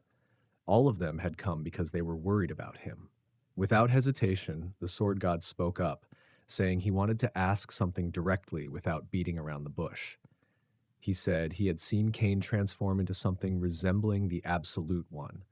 Not just in form, but even the power he used felt identical. The sword god wanted to know what Cain's true connection was to the Absolute One. Cain didn't want to reveal the full truth, so he told them it was merely a side effect of absorbing the Absolute One's mana. His answer shocked everyone. After all, the idea that someone could absorb the Absolute One's mana was unthinkable. Cain explained that this ability was a fundamental part of his power, but he couldn't go into detail. The only thing he could assure them was that the Absolute One was gone and his power had vanished. There was no longer anything to fear. Out of respect for Cain's privacy, no one pressed him further. They accepted that he had his own secrets and chose not to pry. The sword god then explained to Cain that they had taken care of the remaining Alta forces, effectively eradicating Alta. The spies hidden across the continent had scattered, and the second continent was now safe. They had managed all of this while Cain was asleep. Cain felt grateful for their efforts, but the sword god insisted that he should be the one thanking Cain for exposing Seiyan and saving him, otherwise everything would have gone wrong. Afterward, they all left, urging Cain to rest. However, once they were gone, Cain decided to retrieve TK331, the item his grandfather had told him to find.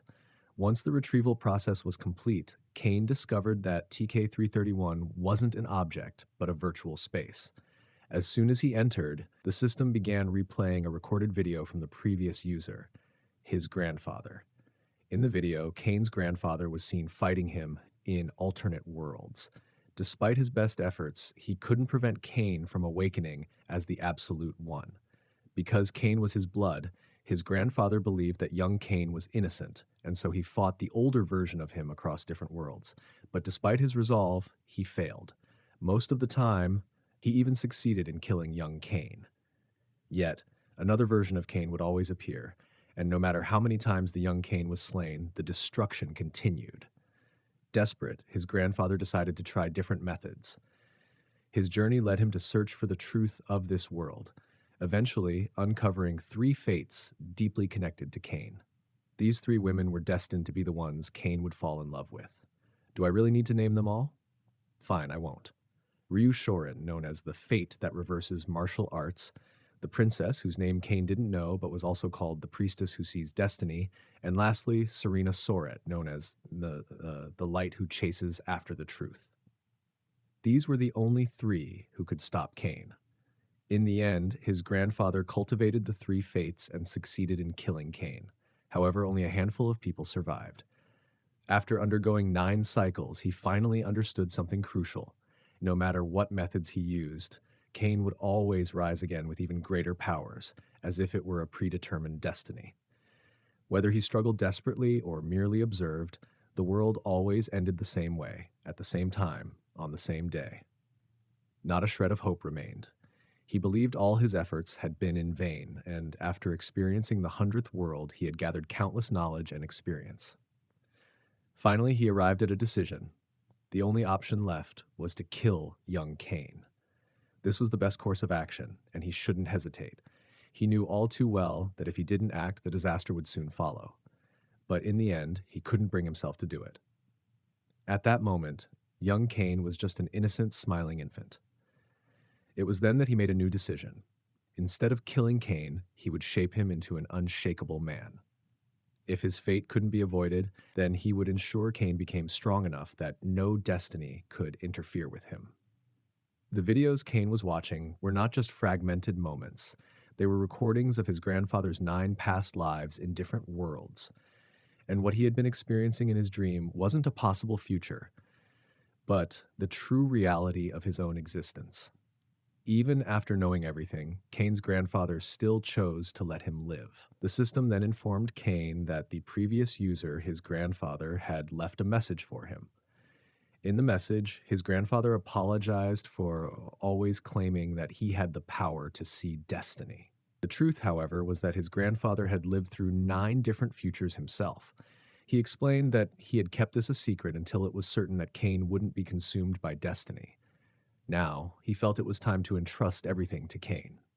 His grandfather then told Cain that, based on his experiences, the world's destruction was already set by fate.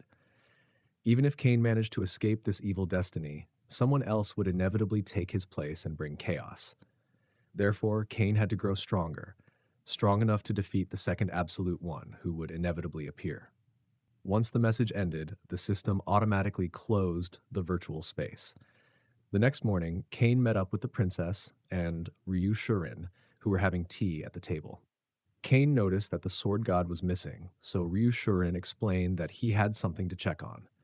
At that moment, the sword god returned, explaining that the communication block seemed to have been lifted because he had just received a message from his disciple on the 4th continent. The princess thought that since the communication blocks had been lifted, she could finally contact her father on the 2nd continent. However, the sword god explained that while it was possible, speaking to her father would be difficult. He told everyone to prepare themselves, as what he was about to share was troubling. He revealed that, according to his disciple, the capital of the 2nd continent, Sorakasia, and the Bistran royal family had both fallen. Currently, Sorakasia was completely sealed by magic, and even communication with the Heavenly Emperor, who had traveled to the 2nd continent, had been cut off. Beyond that, no further information was known. For the Heavenly Emperor to personally head to the 2nd continent, it must have been something grave. The princess began to worry, fearing that everyone, her father, brother, and Nariel, might already be dead.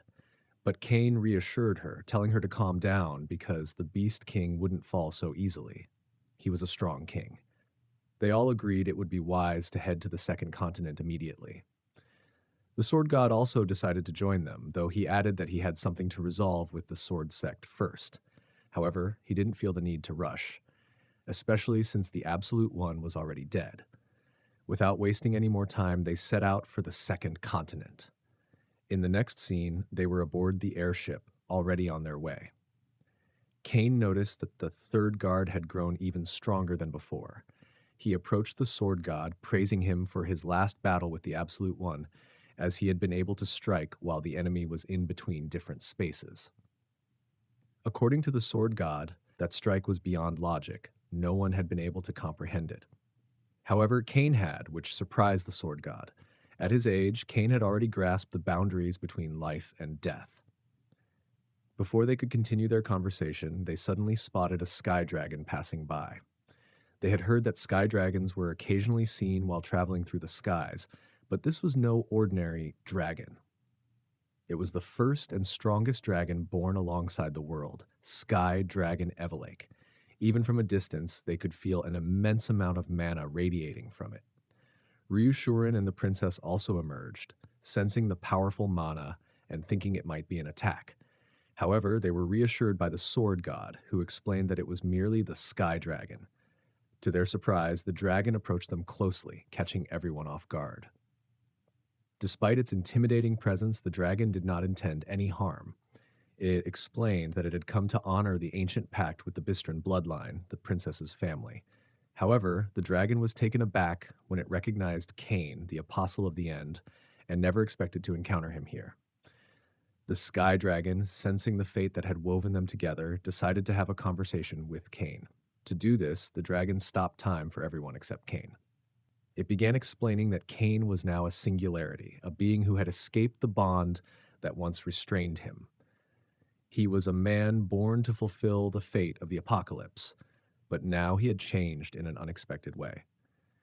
The dragon stated that the one responsible for Cain's transformation must be someone who had interfered with the bonds that once controlled him, Cain's grandfather.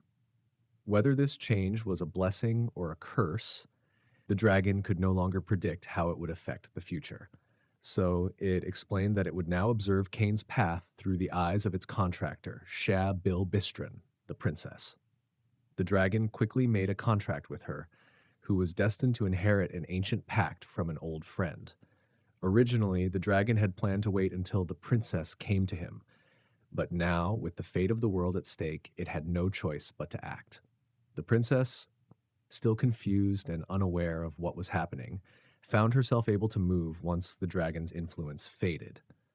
The dragon then explained that Sorakasia, once blessed by the heavens, was now heading toward destruction. If it wasn't stopped, everything would disappear. He instructed them to go to Theoratalai no Frisian if they wanted to prevent its destruction, using any means necessary to protect the land. Once the dragon finished speaking, he decided to leave, and with a single pinch, everything started to glow. Kane suddenly found himself in a room with Ryu Shurin. The Sky Dragon had teleported them there, and they now had a new mission ahead.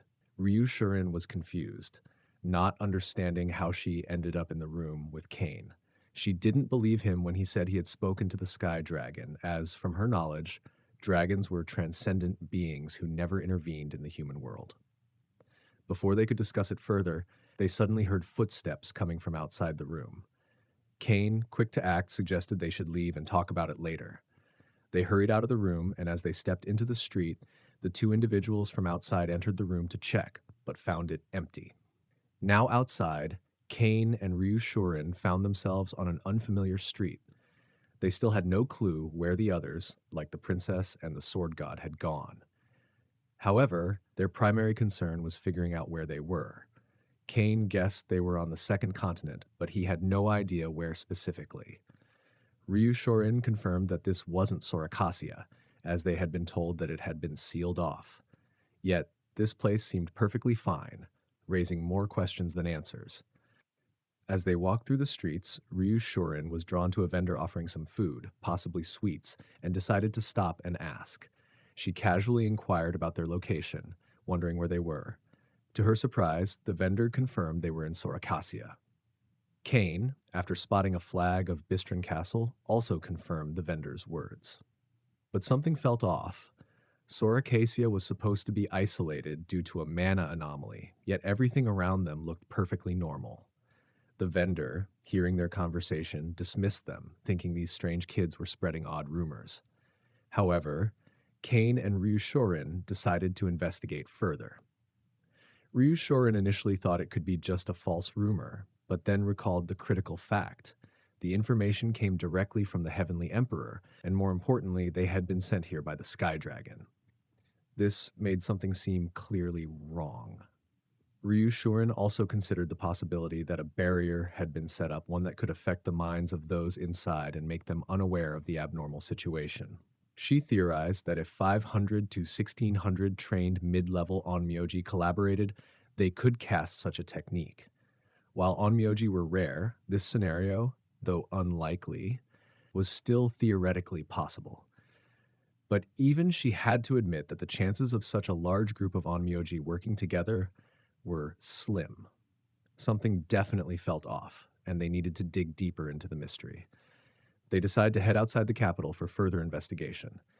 As they approach a guarded gate, they are abruptly stopped by the guards, who declare the area off limits. Kane explains they are looking for a way out of the capital.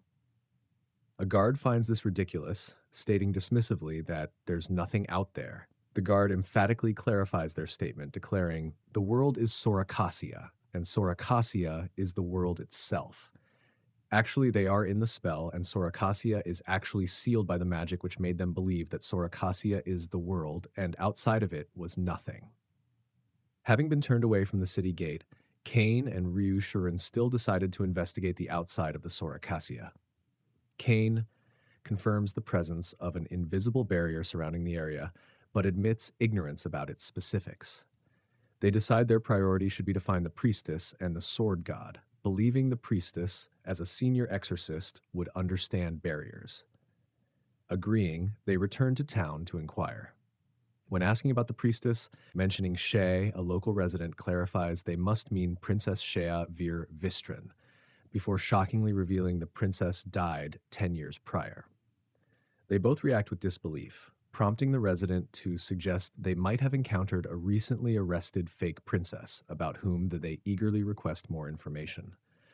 The town resident elaborates that the fake princess broke into the castle and was subsequently arrested and imprisoned by the Beast King. Hearing this, Cain internally concludes that the Beastman's memories, including the king's, have been manipulated, and this fake princess must be the priestess they are looking for. They thank the resident and depart, stating their intention to investigate the situation further. Near a wall, Ryushorin asks Cain if he plans to rescue Shay from the castle prison and questions the feasibility. Cain dismisses the concern, revealing knowledge of a secret passage. They locate a hidden mechanism on the wall. Then he pulls out the mimic and retrieves Trecupus' revelation from it, which generates a key. Using the key, he opens a hidden doorway in the wall. Entering a luminous tunnel, Ryushorin questions the key and passage.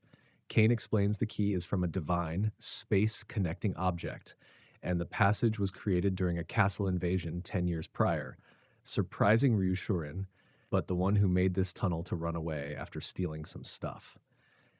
Cain explains the secret passage leads to the Vistran Castle's underground warehouse near the prison. Upon exiting the passage into the warehouse, they are confronted by the Beast King, Leo Van Vistran, who suspects they used the fake princess as a distraction to enter the castle. Recognizing the king, Cain notes his disadvantage without mana and attempts to de-escalate, raising his hands and stating they don't want to fight. However, the Beast King dismisses his guards and immediately attacks. The Beast King acknowledges Cain's good intuition in dodging the previous blow.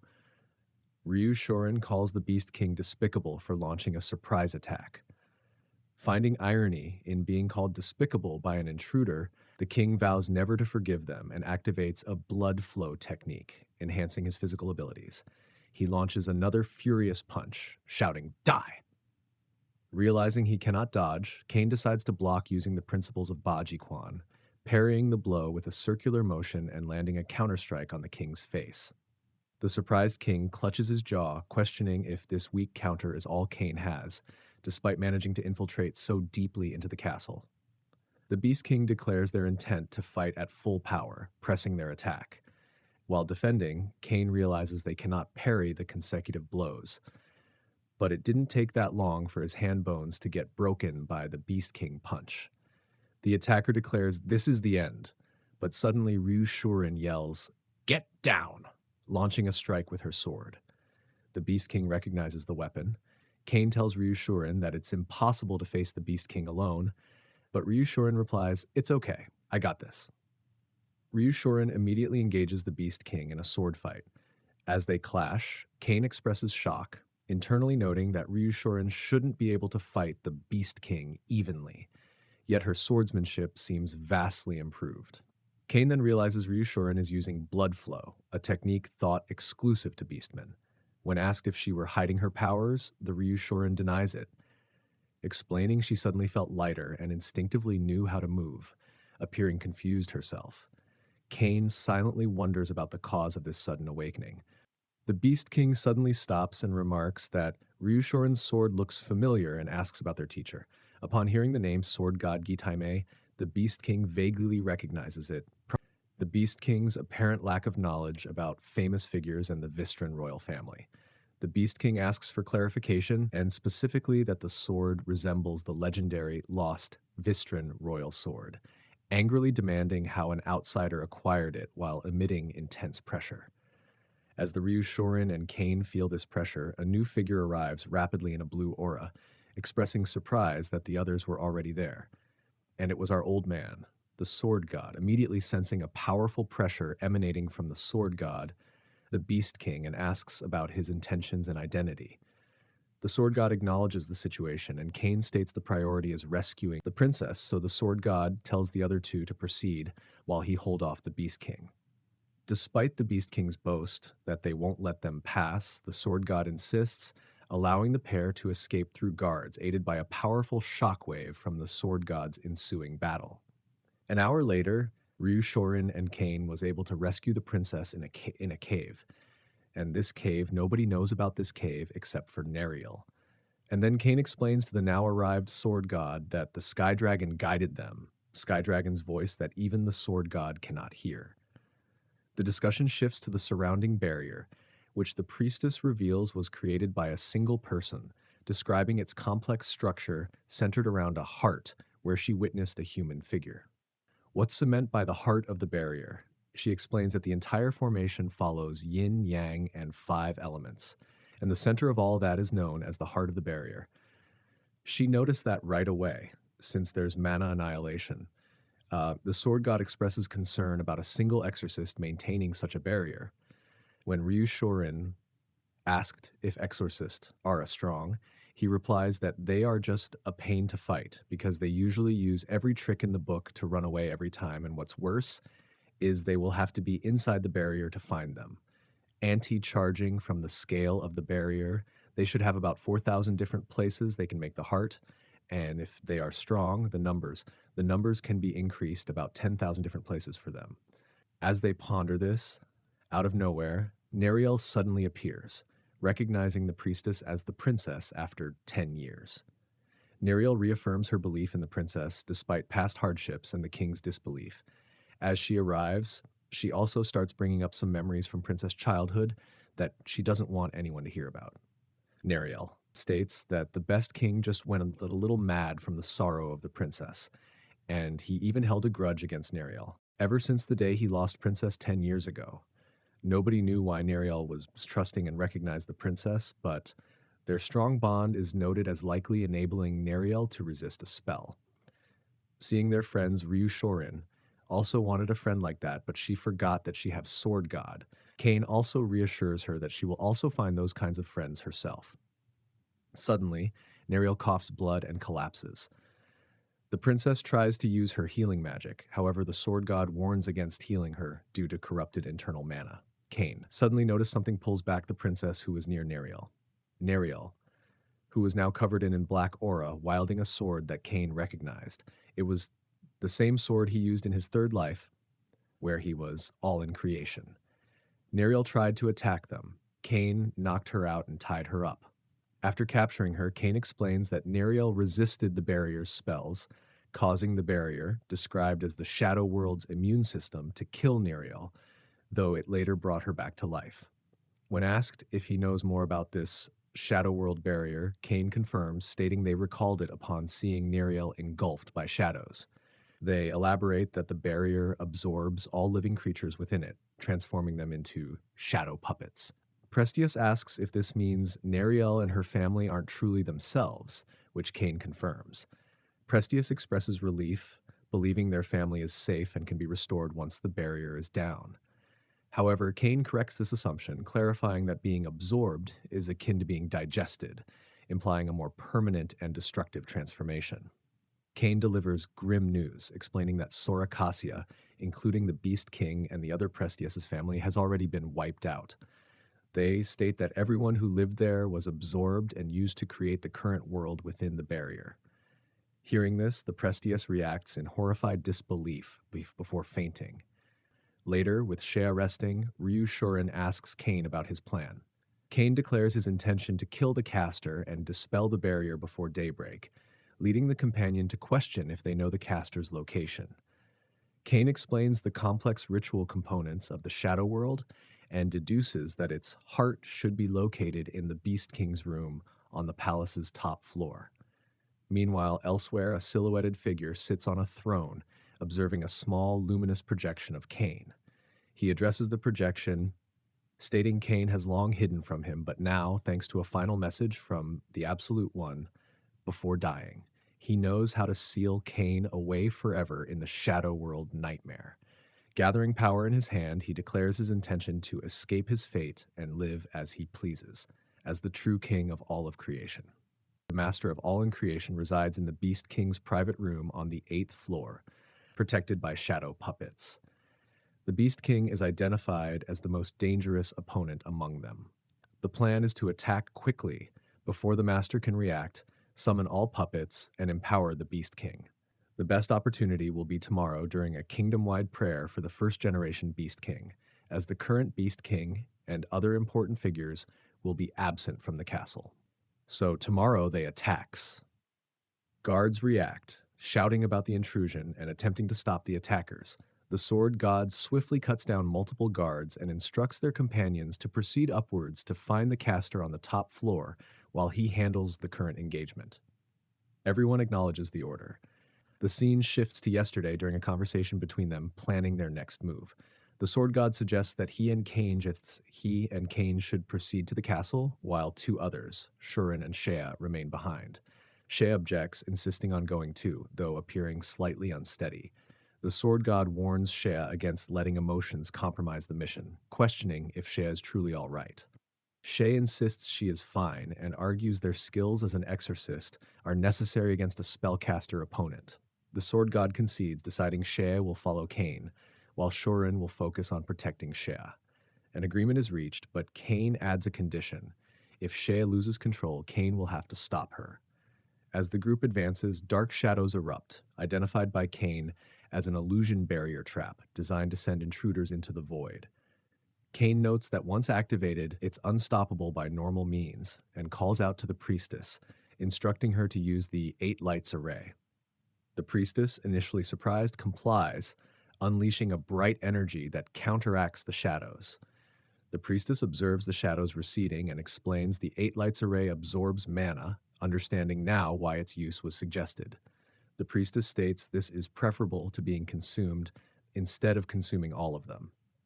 However, Cain realized the master likely anticipated the priestess could counter this barrier and question the trap's purpose. A sudden thought occurs, and he urgently shouts to the priestess, throwing his sword towards her and stating she will need it. The priestess catches the thrown item while still enveloped in the illusion barrier trap. The illusion barrier trap consumed her, taking her into the deep void, as she disappears in front of Cain and Ryu Shurin. Shurin asks Cain if Shea sacrificed herself for them. Cain confirms this. Shurin expresses disbelief and anger, questioning how Cain could tell her to do that. Cain explains it was the most logical choice to prevent everyone from being caught. He reveals knowledge of the barrier and that the priestess's technique defeated it. Cain admits feeling guilty and intends to rescue Shea later. Shurin is surprised, asking if Shea isn't actually dead. Cain confirms Shea is alive, questioning why Shurin thought they'd abandon her, and reveals giving her the sword was part of this plan. Cain urges Shurin to continue. As they proceed, they find a huge fight outside of the castle. Maybe the Beast King and the Sword God might be fighting already. After arriving at the 7th floor, Cain had a bad feeling because they didn't encounter any more traps on the way here. Cain explains the Beast King's room on the next floor negates mana, meaning any remaining traps must be on this current floor, warning Shurin to be careful. Shurin acknowledges. A voice suddenly welcomes them, calling them villains who are attempting assassination, and a new figure appears before them, causing them to react with surprise. The figure states they cannot let them pass. Shurin identifies her as Tente-sama. Cain internally recognizes Tente as the immensely powerful shield of the imperial family, equal level even to the sword god. Tente asks if they know her. Shurin realizes she doesn't remember her, and Cain deduces she is the master's strongest pawn, explaining the lack of Beast King intervention and perhaps being connected to the barrier. As Shurin attempts to speak to Tente, Tente attacks. Shurin blocks the attack, observing reasoning is impossible. Shurin tells Cain to proceed to the 8th floor while she engaged Tente. Cain questions if Shurin can handle Tente alone. Shurin admits it may be impossible, but declares they can win, preparing to fight using Heaven Style, a technique Tente recognizes. Cain observes, recognizing the style from Shurin in a past life and noting Shurin has awakened past abilities, possibly linked to Cain's own past identity. Shurin urges Cain to go while holding Tente off. Cain complies, running past the duel towards a large doorway. As Cain reaches the entrance, a voice from within comments on Cain ignoring Tente and coming directly. Cain enters a grand sanctuary. The voice welcomes Cain von Euclid, the former master of all in creation. The current master greets Cain, explaining the chamber is protected by a trauma, a barrier powered by creation that negates mana use, making it unbreakable by Cain and preventing Cain from absorbing the current master's power. Cain acknowledges the situation. The current master suggests a chat, noting Cain's early arrival, and proposes they talk over a game of chess, manifesting a board between them. Cain expresses a dislike for chess, but is reminded by the current master of all in creation about who holds the advantage in their current situation, implying agreement is wise if answers are sought. The current master concedes, asking what Cain wants to discuss while making the opening chess move, pawn to e4. As the game begins, Cain notes the board seems to respond to spoken commands, then moves pawn to e5. Cain asks why the current master chose a trauma for a barrier, instead of using all of creation for potentially greater effect. The first explains a trauma was chosen specifically because other barriers are opaque, and they wanted to witness Cain's anguish upon losing. Cain asks if that's the only reason, moving knight to f6. The current master captures a pawn with their knight. Knight takes e5, stating the current barrier is sufficient, and that they learned everything about Cain from the absolute one. Cain acknowledges this, explains the current master's knowledge, and asks if this is also why the priestess was used to lure them to the second continent. The current master explains the nature of the shadow world barrier, existing separately, not using the caster's mana, and being maintainable indefinitely. Cain moves knight to c6 and asks if the first goal is simply to trap him here. The current master confirms that his goal is trapping Cain here to become the master of all in creation. Cain asks why not just kill him. However, the current master prefers not to repeat the absolute one's mistake and sees trapping as the most certain path to victory, moving pawn to d3. Cain asks if he is scared. When pressed further about playing chess if scared, Cain slams a hand down, questioning what happens if his backup arrives while they waste time. The current master dismisses the potential arrival of others as inconsequential. But he was forgetting someone, the one deemed most dangerous and sent far away, Shea Vir Vistren. The current master dismisses this, believing Shea couldn't escape the illusion barrier alone. Cain counters, moving bishop to g4 and implying Shea wasn't alone before declaring checkmate. The current master was shocked. Cain mocks him for wanting to win even a board game and offers a rematch, even suggesting playing without a queen to make it easier for the current master. The scene abruptly shifts. Shea is waking up. Another figure leans over, asking why Shea is crying and if they had a nightmare. Shea sits up, seeing figures resembling family, mommy, daddy, brother, Nariel, and realizes they are seemingly alive. Shea hugs her mommy, believing the past tragedies were just a dream. However, memories of destruction and death flash through Shea's mind. Shea's father suggests tea, but Shea notices a familiar sword, Misteltein, on the ground. A flashback shows Cain giving Shea the sword. Shea realizes the sword's presence means the perceived reality right now is the illusion. Despite wanting to stay, Shea resolves to return to reality, grips the sword, bids the illusions goodbye, and the illusion world shatters. The scene returns to the chess game. The current master declares checkmate, stating Cain's arrogance in sacrificing the queen led to their downfall. Cain congratulates him, but claims they would have won even with the queen, asserting that as long as the queen remains a factor, Cain would win. The current master dismisses this as an excuse. Cain counters that while the chess queen is gone, reality differs, and his queen will return. Suddenly, the surrounding space cracks with green energy, and Shea appears declaring, "I'm back." The current master is stunned, asking how Shea escaped. Shea stands beside Cain, identifies herself as the princess and heir of the second continent, addresses the current master as the presumed master of all in creation, and states her intent to kill him. The current master reacts with disbelief as Shea breaks the Atroma barrier. The current master laughs bitterly, acknowledging defeat like the absolute one before them. Cain asks the first why he chose to fight them. The current master repeats the earlier reason, seeing the absolute one's memories convinced them of victory. But Cain rejects this. Cain calls him a coward, suggesting the choice of Atroma and the preference for trapping over fighting stemmed from a lack of other powers, despite awakening as master of all in creation. Pressed for the truth, the current master hesitantly reveals learning from the absolute one's memories that unless they kill Cain quickly to prove their worth, that man will erase his existence. The current master learned of that man not from memories, but from the all-in-creation power itself, which grants glimpses of the future. Thus, fighting Cain von Euclid, Apostle of the End, became a matter of survival for him. The current master tells Cain that That man is Cain's archenemy, whom Cain is fated never to defeat. Cain steps forward, rejecting this fate. As Shay expresses concern, Cain clutches their head as the current master disappears into thin air. I mean, the current master dies. Suddenly, asserting his supreme authority, Cain declares that none shall stand above him, as it is his right to rule all worlds, unleashing a potent surge of energy, while stating he is all in creation, outside, after witnessing the power flowing. Nearby, the sword god wonders what Cain is attempting to do, before observing that Cain appears to have defeated the attacker. The Beast King in front of the sword god groans and questions the sword god's presence.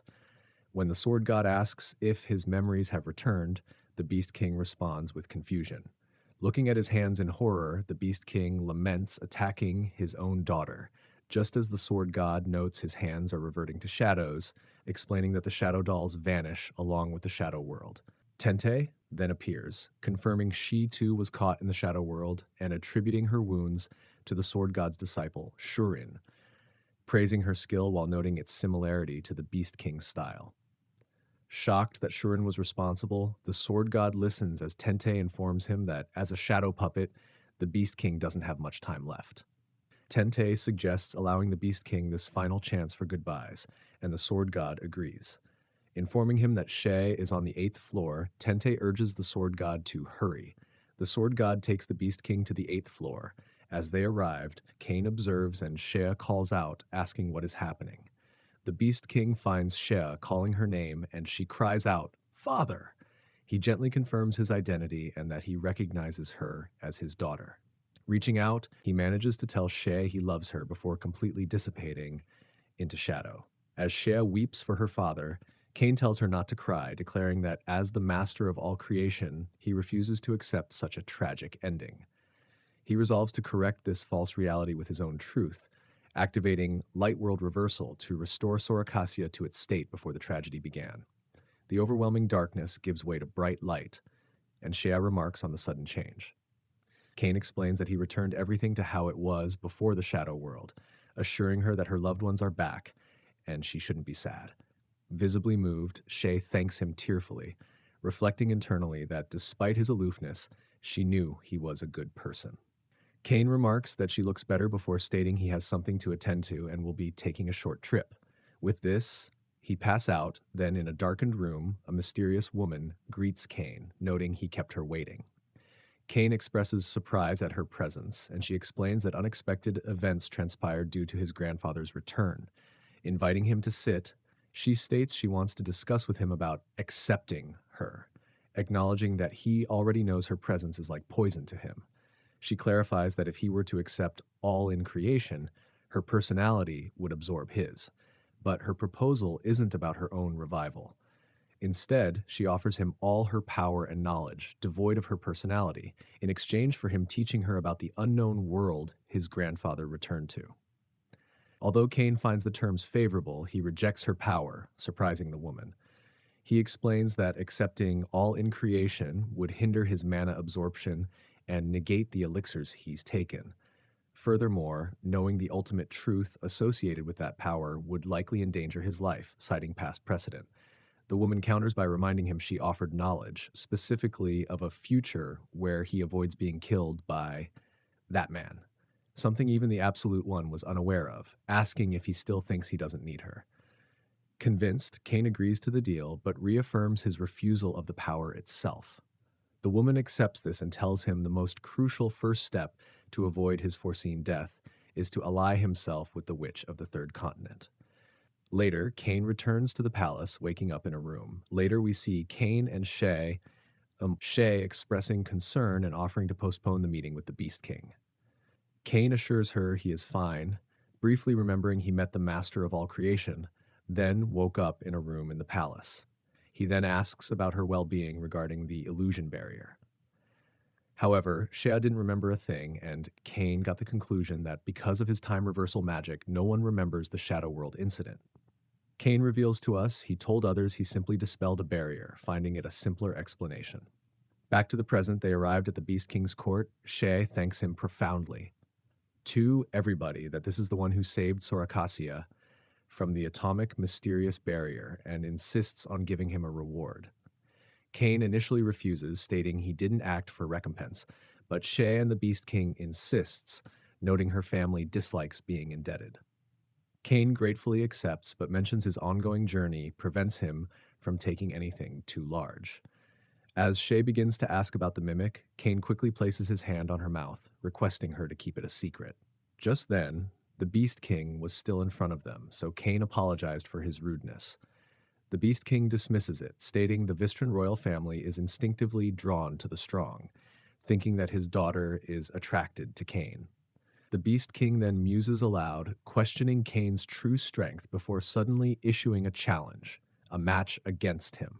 If Cain wins, the Beast King declares he will approve of his relationship with Shay. Cain seems taken aback by the mention of a relationship, hesitating slightly because there weren't even any relationship. Seeing this, the Beast King taunts him, asking if he's running away in fear and demanding he face him fair and square if he's a man. As the Beast King powers up aggressively, Shay Emberest punches her father on his torso and her father goes flying on the wall. Shay rocked everyone shocked. As the Beast King stands up, he remarks on Shay's apparent growth in power, wondering if her bloodline has awakened.